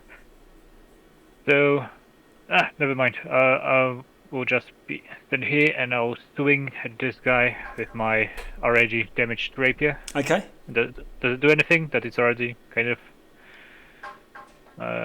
soaked in acid? Oh no, Like- you can still let's see, you can still attack it, but because of the damage, it's got a -1 to its damage rolls. Okay. So let's roll. Not really mattering when you're a paladin with divine smite. Okay, you hit it. Yeah. Okay, so speaking of smites, I'm gonna do a big one. Okay. Let's see. I'm gonna tag off a fourth. Ooh. Does it look damaged already? Yeah, it's on I about didn't see on, that. on about half. Screw it. I'll do a third level Okay. slot, and hopefully it works. I set it up earlier. Where are we? 4d8. I hit my character sheet. I hit the. It doesn't matter. I'll roll the dice then. Okay. So that's the 1 for improved smite, and 2 for the first, 4 for regular. So 5 total. Okay. Ooh, 28 damage. Just Yeah, with but- the divinity. Yeah, and 6 for the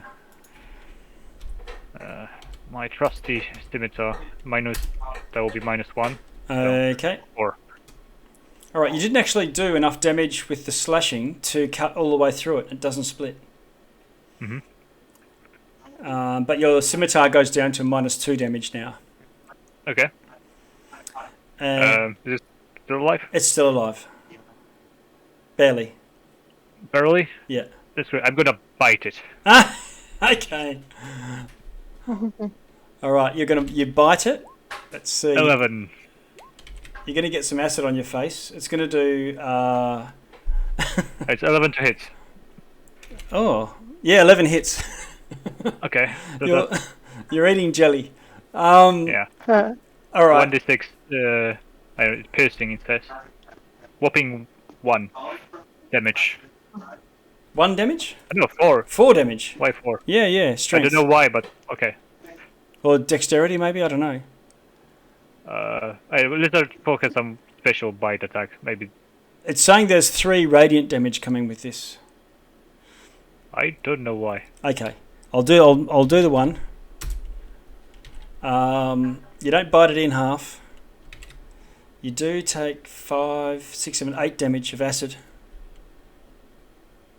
Mhm. You're Sorry, how much acid damage? 8, 8. Okay.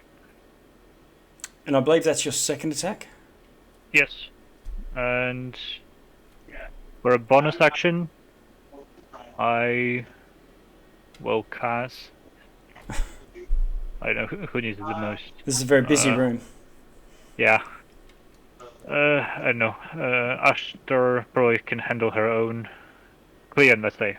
I'll cast Shield of Faith on you. On Ashtar? Sorry, no, on Cleon. Cleon. Okay, so Cleon, you Yeah. got Shield of Faith? That's +2 to your AC. And concentration for me. Okay. I'll find a shield spell of some sort. There we go. That reminds me, concentration. I keep forgetting about Hex, sorry. Oh, yeah. Yeah. That's okay. Duenti. You're 18 going... and 7. Yeah, I'm good. Okay. There it is. I'm gonna.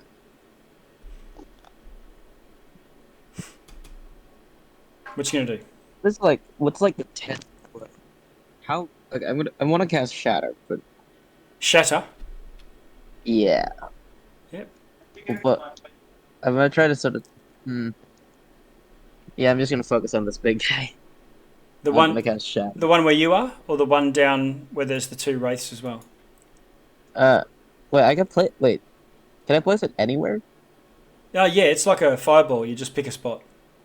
Okay. Yeah, I'm gonna the one with the most enemies. So this bit. This bit. Yeah, there. Duente just slams their staff and gives out Where do you want a some? multi-voice. Yeah. You're trying to miss yourself and Ashtar? Yep. Okay. What level are you casting it at? 3rd level. Okay. Roll your damage. And what do they save with? Dex? It is con. Okay. Con save. 23. Okay.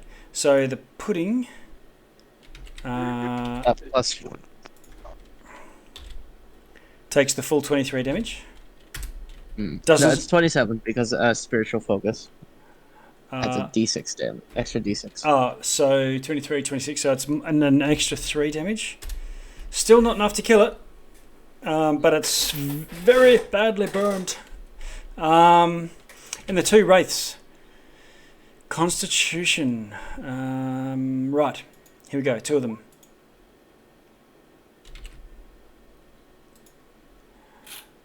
Okay, we've got 1 fail. So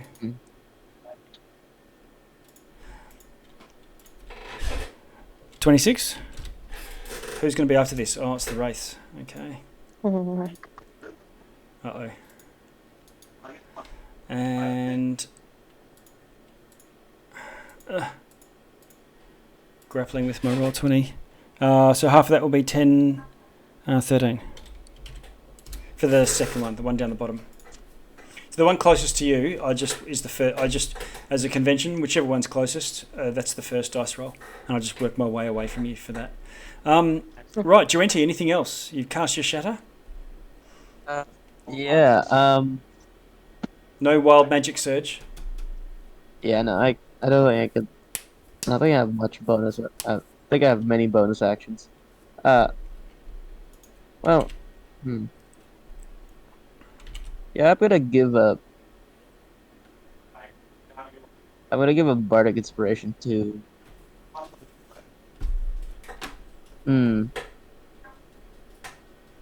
Say Ashtar. Ashtar. I'm inspired. All right, so you got inspiration. Let's see. I've got 2 wraiths coming through onto you, Cleon.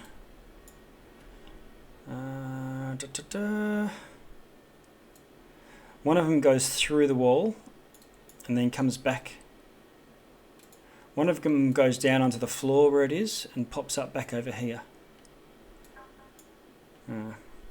It's not quite. Oh, here, this will work. Let's see. Okay, Cleon, you've got 4 wraiths on you. Yes. What's your armor class? 18. 18. Happy days with the shield of faith. Good times I had. Okay, so the first one comes in. Number 1, armor class 8, misses. Second one, armor class 9, misses. Third one, armor class 13, misses. Last one, armor class 22. Silvery barbs. He has to just roll again. There's no silvery barbs in this game. Sorry. Oh. We're not using any material. Well, I'd ban silvery barbs anyway, but we're not using any Magic the Gathering or Critical Role content. Oh, sure. In that case, shield. Yep, and It'll still miss. Yep, that'll make it miss, wouldn't it? Yes. 18. What did he hit with? I hit a 22. So if it's still. I left 23. Is it plus 5 for a shield? Yes. Perfect. All right. So he misses all 4 of them. There we go. Shield trumps silvery barbs anyway. Hey, shield of faith wasn't useless. Yeah, exactly. Caused a miss. Ashtar, you've got 2 on you, unfortunately. Yeah. One comes in and hits class 23. Yep. Another one hits class 18. Yeah, 18 hits. 18 hit. Oh, nasty. Okay. The first one does 17 necrotic damage, and you need to do a con saving throw. Mm-hmm.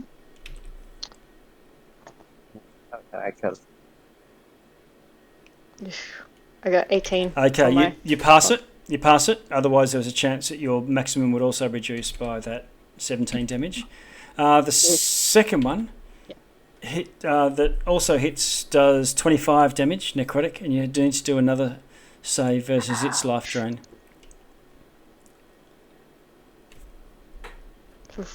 14. 14's a save. Now, what's your current hit points? Current is 89. Oh, okay. I want to make sure we update it on the character sheets. Oh, on yeah, sorry, no, the token. All right, I see. Yeah. I think if your name in Roll20 is exactly the same as the name of the character in D&D Beyond, I'm not quite sure of it. Yeah. I think Mavis, you've got it humming. I don't know.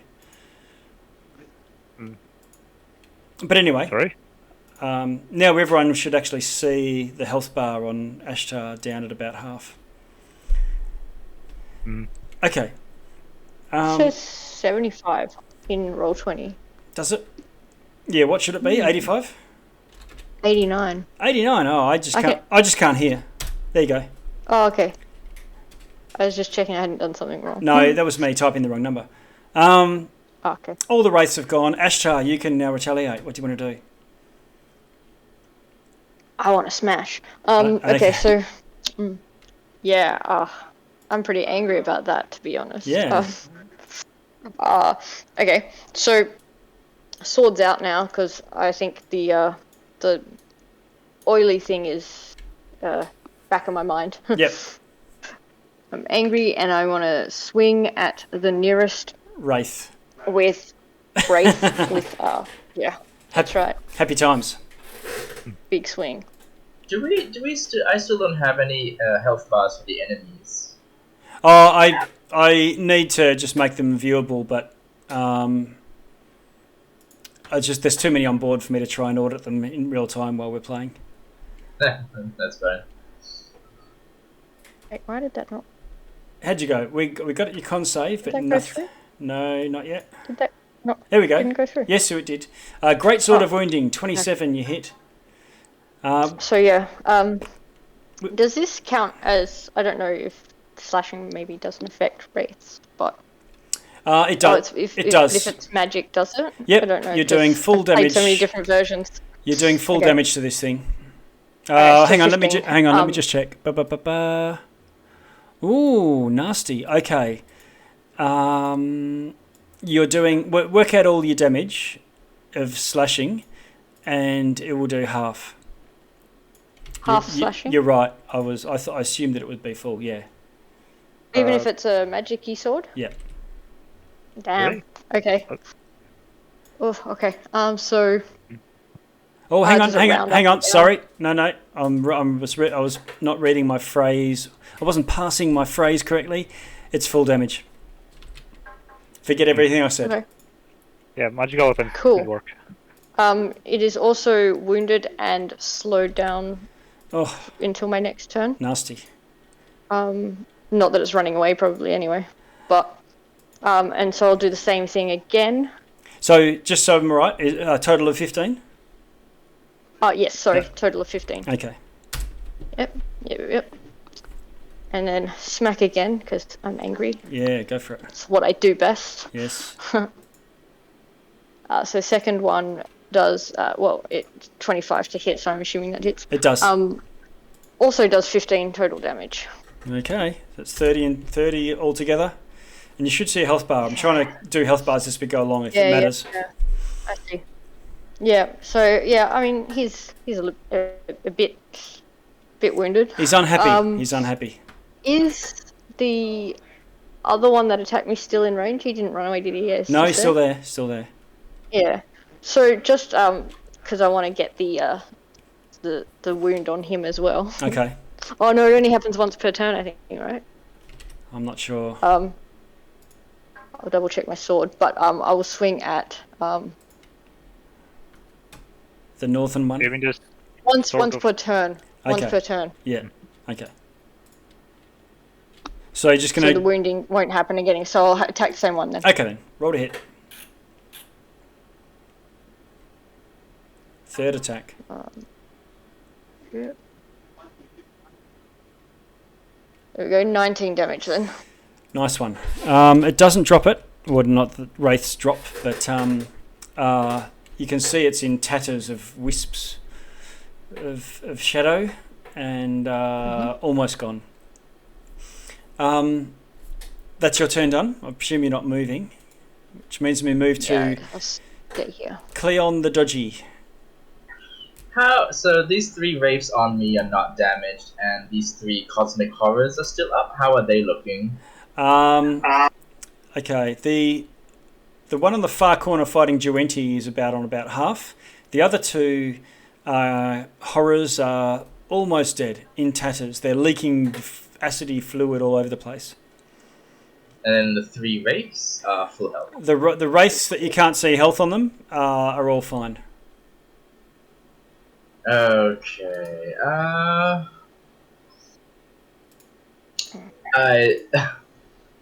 look at them all in here and I go, he's got this, shimmering shield from Shield of Faith, and he's got this silvery dome of shield, and all these 3 wraiths are whacking on him, and he goes, I've had quite enough of this. And he will drop he will use his staff and shoot a fireball, but he will use his feet, which is sorcery points, to transmute it away from fire damage. Oh, nice one. And what are you going to turn it into? So it will be lightning damage. Okay, so you do lightning ball. Yes. No wild surge ensues, and roll your damage. Let me see.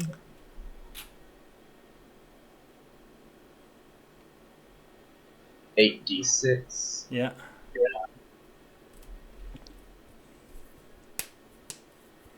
And what do they need? Dexterity, or I forget. Yeah. You'll have to save. You'll have to tell me. Quite a high dex save. Yeah. Oh, it's not very good. How we doing? 27 lightning damage. Okay. Nice. Now lightning, black puddings.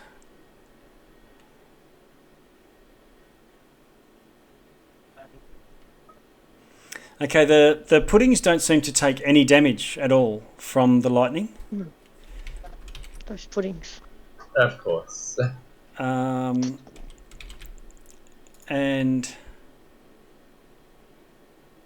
let's see. In fact, it causes them to split, all 3 of them. Does that make more? Yeah. Ew. Ew. Copy. That one still look hurt, or was it like? Wait, have we seen that? Have we seen them split from lightning before? Or no. No. We've not seen No. That was the first one. So the question remains: do they still seem like hurt, or are they like fully healthy? Oh no, they're still badly injured, just as they were before. In fact, they sort of split their hit points between the 2 new ones. So, if anything, they're even worse. Just quickly, the one that had hex on it. Yes. Does it get split between the 2 or only one of them? You're concentrating on. You can switch it to whichever of the 2 of the children, and you can do a Sophie's choice there. I'll do the one directly up from me. Hey, Yes. you do the Oprah. Yeah, I choose you. You hex for everyone. Okay, so I'll take a hex off one of them. This is annoying. I have to keep switching from. There we go. So hex is off one of them.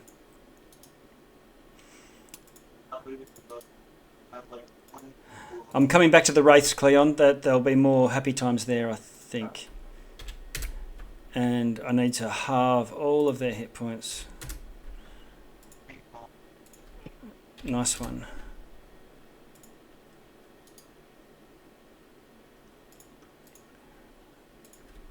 Okay.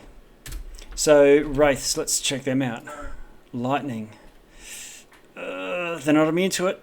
And they are resistant. So we've got 27. What do I need? An 18. Holy moly. Okay, the two in the corridor both fail. The one on the top and the bottom of you, the bottom one passes, and there's two on Ashtar. One of those passes. So what have we got? A 27, so it'll be 13. Okay, and then Riddle, you may as well. That was Cleon going then, so you may as well start your turn while I just adjust these hit points. What do you want to do? Alrighty. Riddle's getting cranky too, and she's Yeah, I bet. hurting a bit. So the one that has Hex on it, she's going to throw 3 of the Eldritch Blasts, so 3 lots of her Eldritch Blasts, which are force damage. Ooh. Okay. So onto the one that's hexed, did you say? The one that has Hex on it. Okay. So that's a 25 to hit, 15, and a 20. Okay, between those 3, you blow it away and it's gone.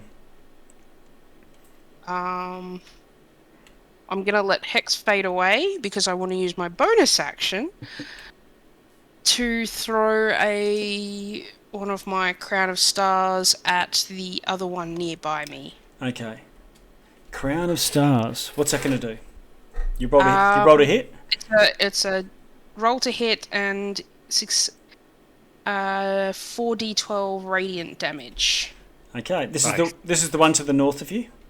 Yes. Okay, you've just absolutely destroy it. Nat 20. Nice one. It became holy water. Yeah. Riddle is not happy. Where are we up to? Bad thing. I don't think there's any... Oh, yeah, there are. There's 2 on Duenti. 2 minis.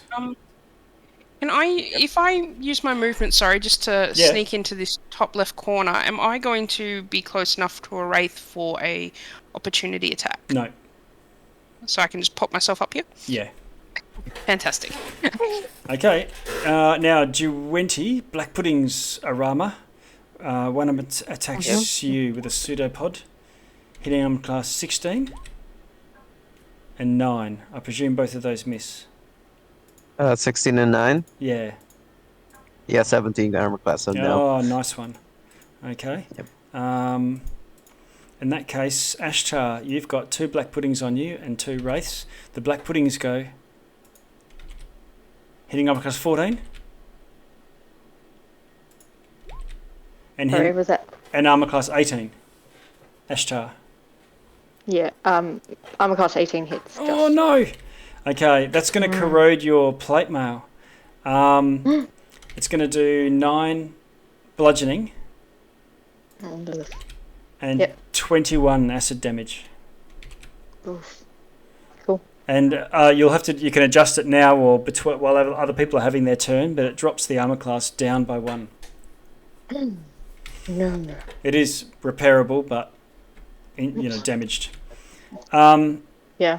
That's them done. Zolotl, over by the wraiths. Okay. Oh, the pudding is gone, so I'll get my scimitar and start swinging it direct. Okay. So first one here. Yes, it's quite injured.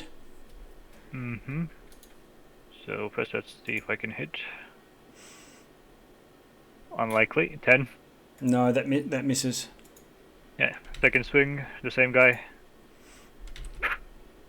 11. 11 misses as well. Okay. I'll get annoyed. And I guess that's it. Okay. No, that will be an action. Never mind. That's it. Okay. Duenti. I call out. Should we just run or? Everything must commence. Okay. I'm gonna cast bonus action, Healing Word on Ashtar, 4th level. Ooh, okay. Oh.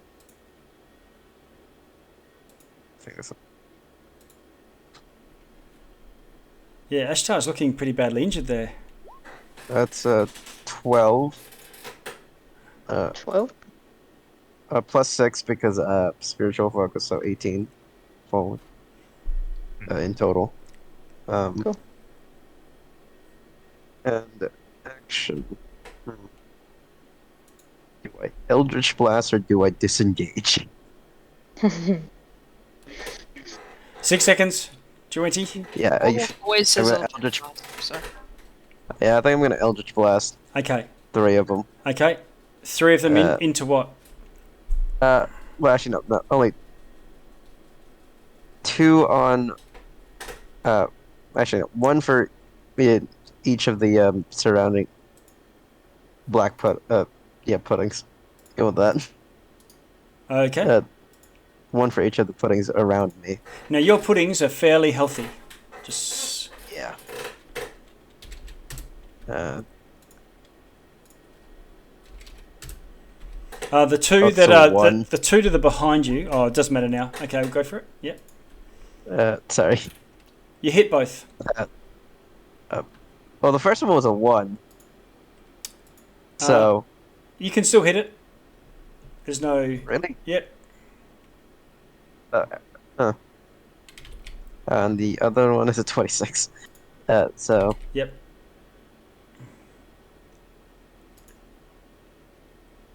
Okay, roll your damage. 10 on the first one. Okay. Second one. 6 on the second. 6? Oh, because there's no spiritual focus or whatever. Yeah. Okay, cool. And 8 on the last. On the third. Where's the third one? Down below you? Third would be the 26. So, yeah, down below. Yeah. Okay, you destroy that one. The Eldritch fucking water sprinkler. Okay. Then the wraiths go. Ashtar, you've got 2 on you. Here we go. A 12 and a 19. Okay. The 19. Yeah, doing 28 necrotic damage and another save. Constitution save. Right. So 25 for the save. Okay, you save. You don't take anything permanent, but you get... My con's pretty good. Yes. And that's not doing anything. And you remember your armor's 1 less now from the yeah, I've acid. taken it down. Yep. Now, Cleon the Surrounded. Armor class 26, a natural 20. Ugh. Oh no. I don't think Shield's going to crank it for you. Yeah. Oh, I forgot that I've got that. Oh, it doesn't matter. Yeah, I've still bardic inspiration, right? You do. Or is that's like okay? It's a D12, I think, that you can use for something. At this level, I'm not sure what die is. Is it D12? Yeah, it's D12. Okay. Okay, Cleon, you're going to take 38 damage, necrotic.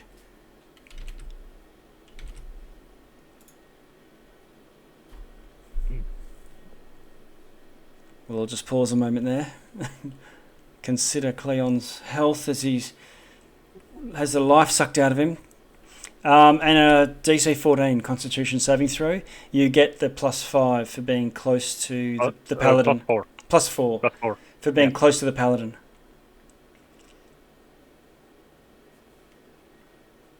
Got my eye on it. Are you rolling? I'm holding my breath. In. Cleon. He's hearing us. Oh, no, he hasn't. His health hasn't gone down.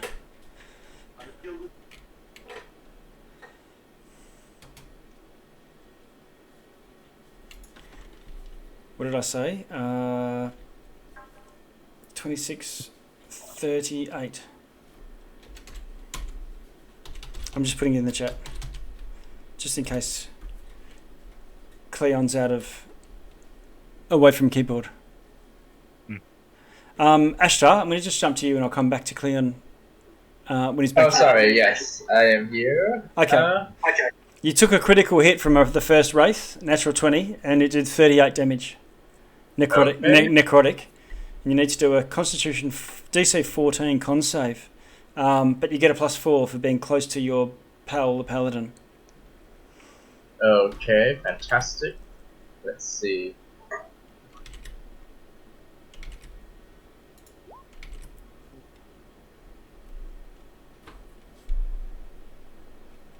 Oh, fantastic. Okay. I think I make it. Right, you Okay. you pass it. The second one comes in and tries to whack at you. Misses with an 8. The third one misses with a 12. And the fourth one misses with a 17. Because I think you're 18 now with that spell on you. Yes. Thank you. Okay. Oh, all right. We can all breathe out. Ashtar, I think it's you now. Yeah. Okay. So, I will use second wind as my bonus action. Oh, okay. Healing. Yep. Yeah. So that should.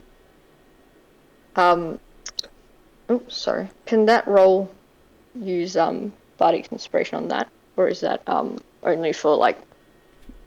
I'll have to throw to action our checks. have to throw to our bard. There's a Check. definitive list. Ability check, attack roll, or saving throw. So, no. Cool. So that's just +20 for me then. Okay. But that's good. It's a lot.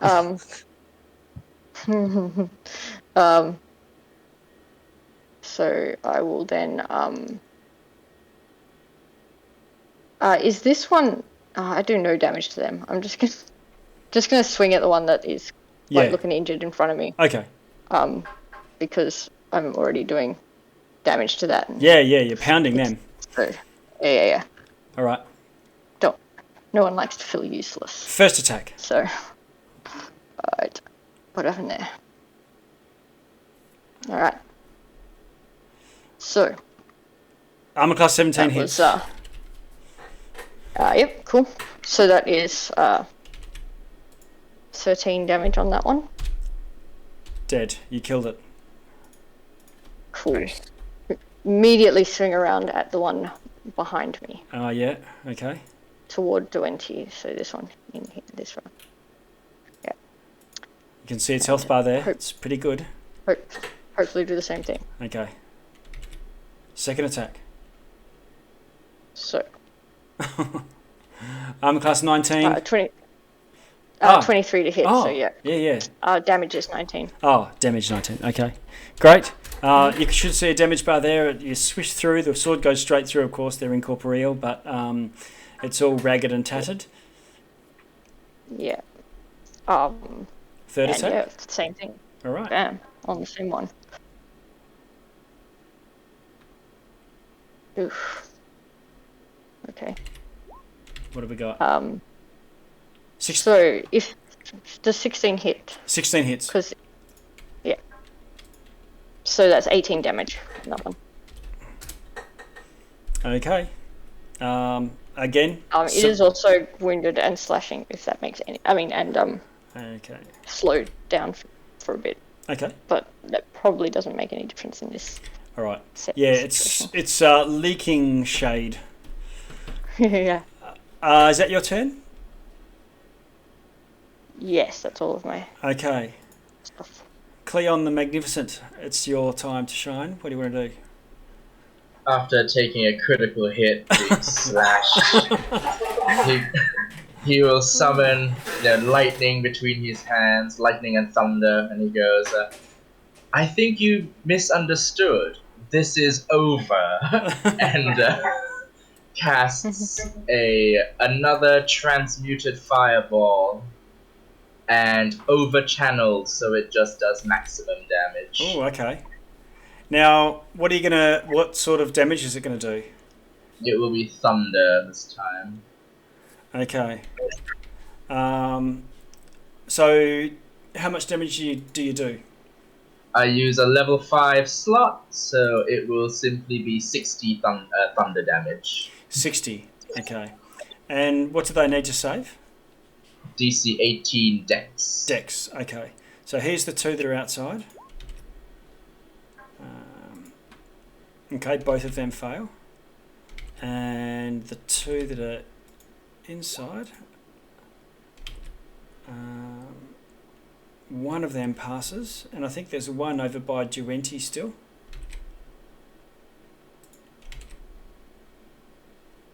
That Yep. fails as well. And the puddings just get destroyed. Nice. Okay, so working out damage, it's 60 or 30 or 30 or 15. Yes. Just a titanic explosion of thunder. Okay.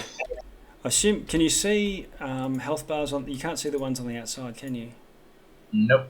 Okay, I'll just mark them up there. So you can. Ah.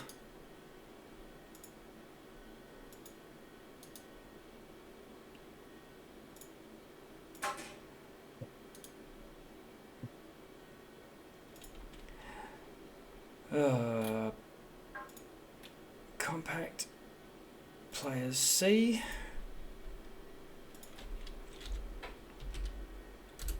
All right, so you knock those two down to half. They were uninjured. The next one is destroyed. The one to the south of you doesn't seem to take a great deal, and there's one, I believe, over by Duenti, which is also destroyed. Okay, so at the end of that thunder, so you've realised that wraiths are resistant to fire, lightning, and thunder. So far. Oh yeah, look, they're ghosts. They resist everything. Yeah. It's more of like anything that would take out the puddings. But by maxing it out, they're still failing and taking the 30 damage, which is significant. Especially all the ones that are got a bit of chip damage. And Cleon, anything else this turn, or is that you done? We're on to Riddle.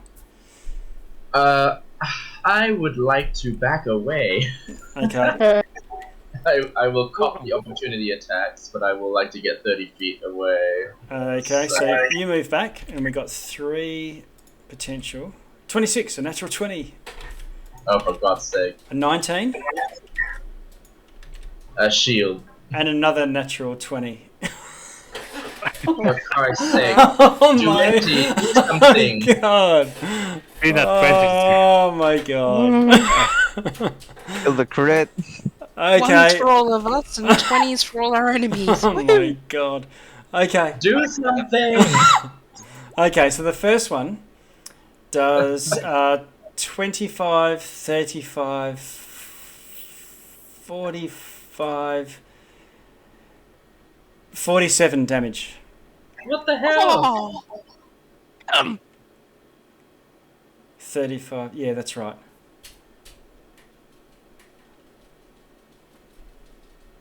Ooh.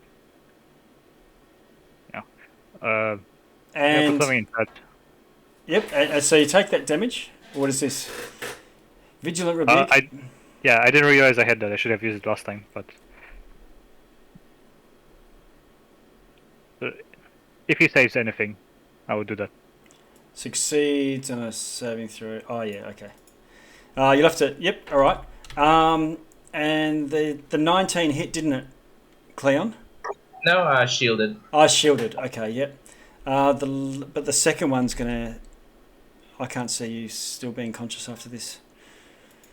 Oh. Okay, so we've got 29, 30, 41, 48.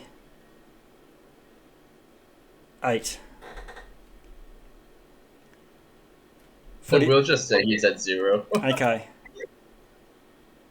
All right. Ugh. There's something weird about this map. I can't really move. Yeah, if I change you into, it's because it's so. If I make you as drawing, then you can do it. How's that now? Still a bit weird. I don't know. I can't. Okay, let me just move you off the map. Yeah, hang on a sec. Just stand still for a second. There. Now you can move around. But it's the square that you're in that you try to leave them that you fall unconscious, basically at Sir Lottle's feet. And let's see what happens. Okay, target. Okay, all right, cool. We'll see what happens. All right, so you drop unconscious trying to flee the things. Riddle, what do you want to do? I'm going to move over here where I've got a... Oh, sorry, just over here. Yep. Yeah. There, so I've got a clear view of all three. Okay. And the one that's ahead of me, Yeah. The one that's ahead of me, or to the left of me directly, I'm going to hit with 2 Eldritch Blasts. The next one up, so the bottom of the 2 in the doorway. Yes. I'll hit with the 3rd. And then I'll see what happens. Use my bonus action. Okay. Let's see how that goes. So, to cut a long story short, you're doing 3 Eldritch Blasts, 1 on each. Is that right? I'm going to do 2 on the first one and then the 3rd on the next one up. Okay. All right, go for it.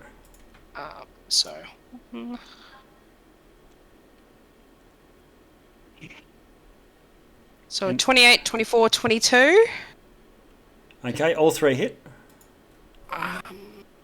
So first one does 5. Okay. Second one does 9, so the first one takes 9 damage, and the next one that I was sending the blast to takes 7. Okay. All right. So more damage to them. They take the full amount. And bonus action. I'm going to send one of my motes at the one straight ahead of me. Okay.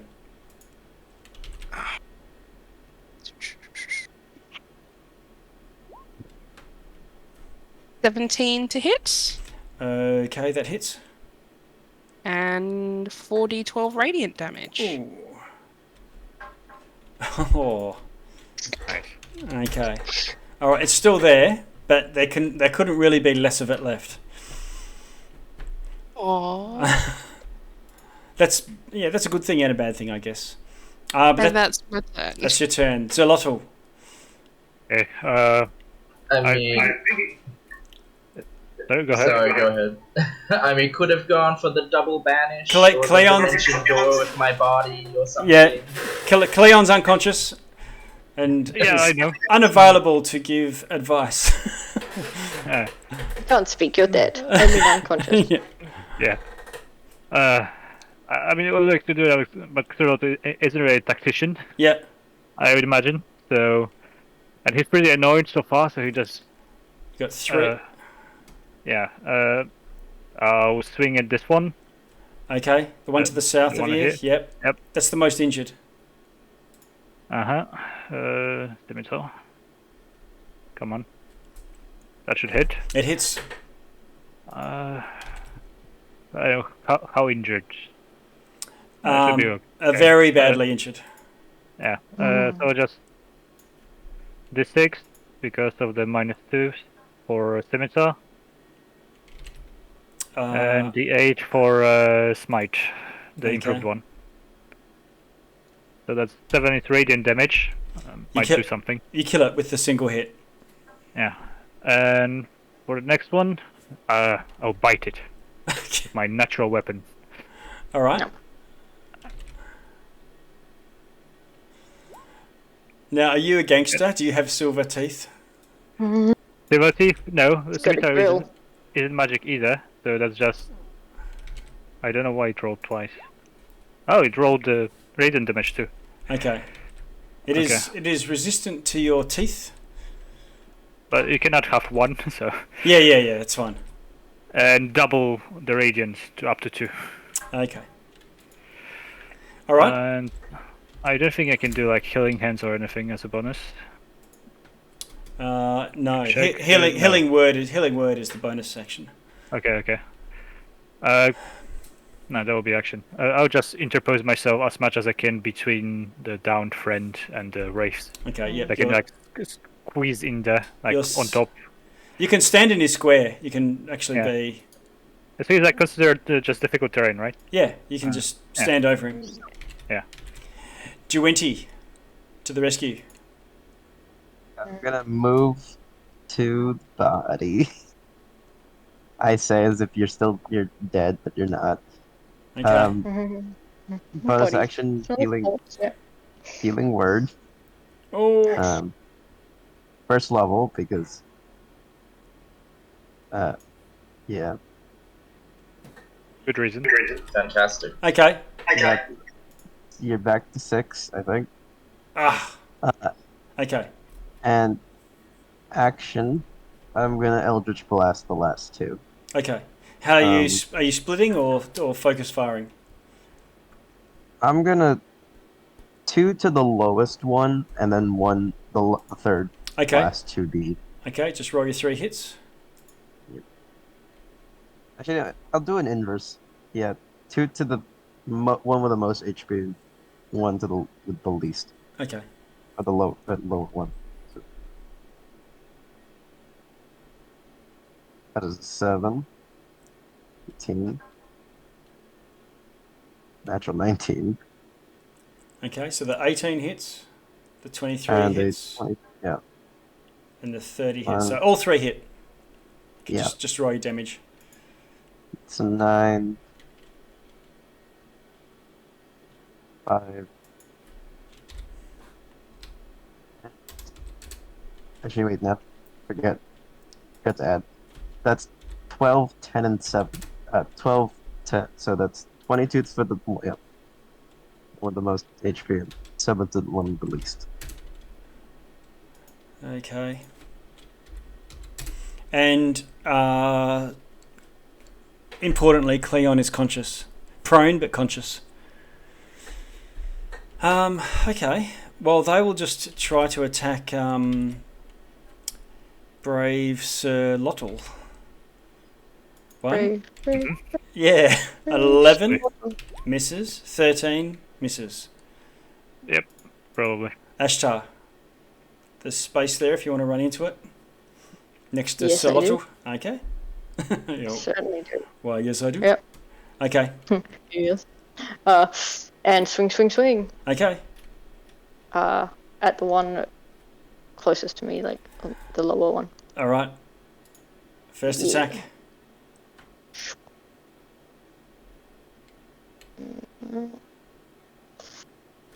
Is that? Oh. 16 to hit. 16 is a hit. Yeah, so 16 damage. It's still, well, it's not alive, but it's still there. Yeah. Okay, so swing again then. Okay. Oh. Did that work? Okay. 17 kills it. Turn. Yep. Nice. Cool. So I then turn and swing again at the last one. Mm-hmm.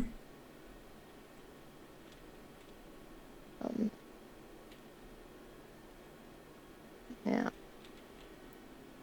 That did. Now, 12 to hit. That might have missed, I suppose. It does miss, yeah. Can I use the Bardic Inspiration die You can. for that? Yep. If you want to. bump it If up? you, yep. I'll let you have it regardless this time, but we just need to know whether something hits or misses. Sometimes they let you know the roll, but not know whether it hits or not. Oh, okay. Well, I can leave. I'm happy to not, because Duenti, if that's... what's the nature of the inspiration? When can you apply it? Oh, I think you can apply it anytime. Ability check, saving throw, and attack roll. But it should say something like you can use this die after you made your roll. Yeah, it's about but before. something along those lines. Well, You can add it to one ability check, attack roll, or saving throw, basically. Bardic Inspiration. Does it say like potentially make it successful at the end, something like that? Yeah. Then it means you can roll after you're told if you fail. Yeah, okay. No worries. Then you can add your thing, which turns it into a hit.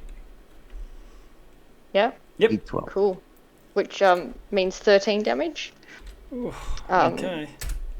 Is it still up? It is still up. Yes. I think Alright, he well, has I'm the going bonus attack. to. Yeah, Just, I you think killed one, right? Yeah. Yeah, that's what I Yeah. was just double checking that I can. That's all still. Oh. Yes, there we go. Did that. A nice dawn how.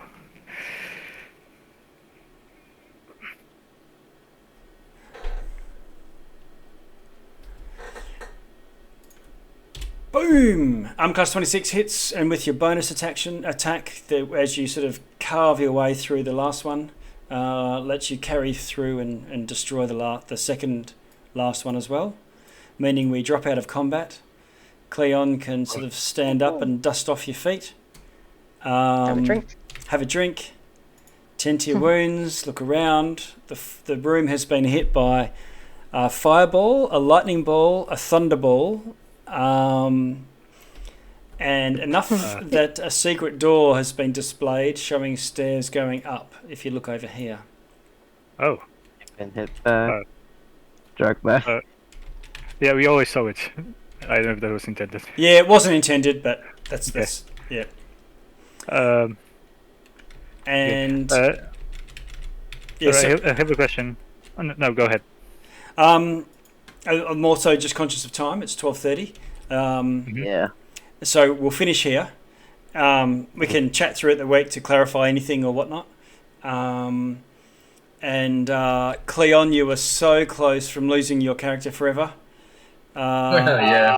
The wraiths. Healing word. The wraiths were going straight after the healing word went off, and they could have raised you as a spectre under their control. Yes, of course. Yeah, the fact that we had 6 of them. Yeah. Would the Revivify still work? What up? Revivify. I don't know. I'd have to work that out throughout the time, but you know, often Lock it with Revivify on it from last campaign. yeah. Revivify is very handy.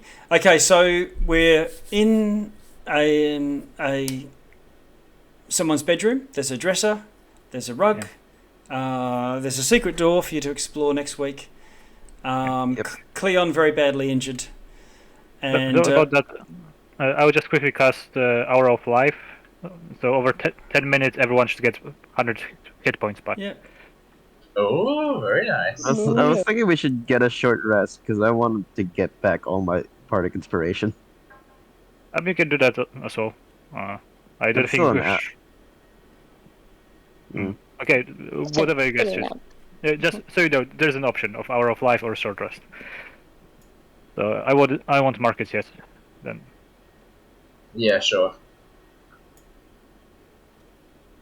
Yeah, that was fun. Yep. Okay. I get. Yeah. Okay. Cool. Yeah. Oof, brutal. Yeah. All right. Actually, at the end went on a killing spree. Yes. Once you start to get to use your sword and use all your powers without resistance or that sort of thing. Now, I don't think the Sword of Wounding that hit a black pudding. No, think it didn't. No? I realized it didn't do damage with someone else's attack, so I didn't use it. Yeah. Because the slashing didn't affect. Yeah. But your armor is one worse. Yeah. Poor armor. I'm gonna want to get that looked at. And the scimitar, or get better armor. the scimitar is damaged. Yeah, I'll make that custom damage. Yeah. Okay. It's -2, right? Yeah. Okay. Okay. All right. Thanks, everyone. Let's thanks. sign out here. 4.5 hours this time. We'll try and keep it to 3.5 for everyone's sanity. But you know, we're halfway through a melee that I wasn't expecting. It was a roll of summon wraiths from a wild surge, and then summoning the maximum that you could get out of that. Yeah. Suddenly, what is the wild surge? Is it just a wild magic thing in the background, or is it just fire spells? you don't know yet. It's you're slowly narrowing it down or deducing how broad or narrow it is, but it just you know now that the 3 spells that did cause it and others didn't seem to cause anything. Mm. Yeah. So just clarify, are we taking a short rest, as in roll hit die and everything? Well, let's. I want a short rest. Yeah, but, if you guys I mean, Yeah, do you want a short rest in this room? I I can also can- go stand Downstairs. watch. I'm pretty good on HP, so I can stand watch. Okay. Well, you Yeah, take a short I'd like to rest, rest. and you manage to get a 1 hour rest, so you can spend hit dice to heal hit points during the week. So that can already be calculated into your stuff. Okay. All right. Very good. Okay. Well, we'll sign off here, and next fortnight. Yeah. Happy times. yeah. All Happy right. to see you too. Thanks. Bye. Thanks, everyone. Thanks.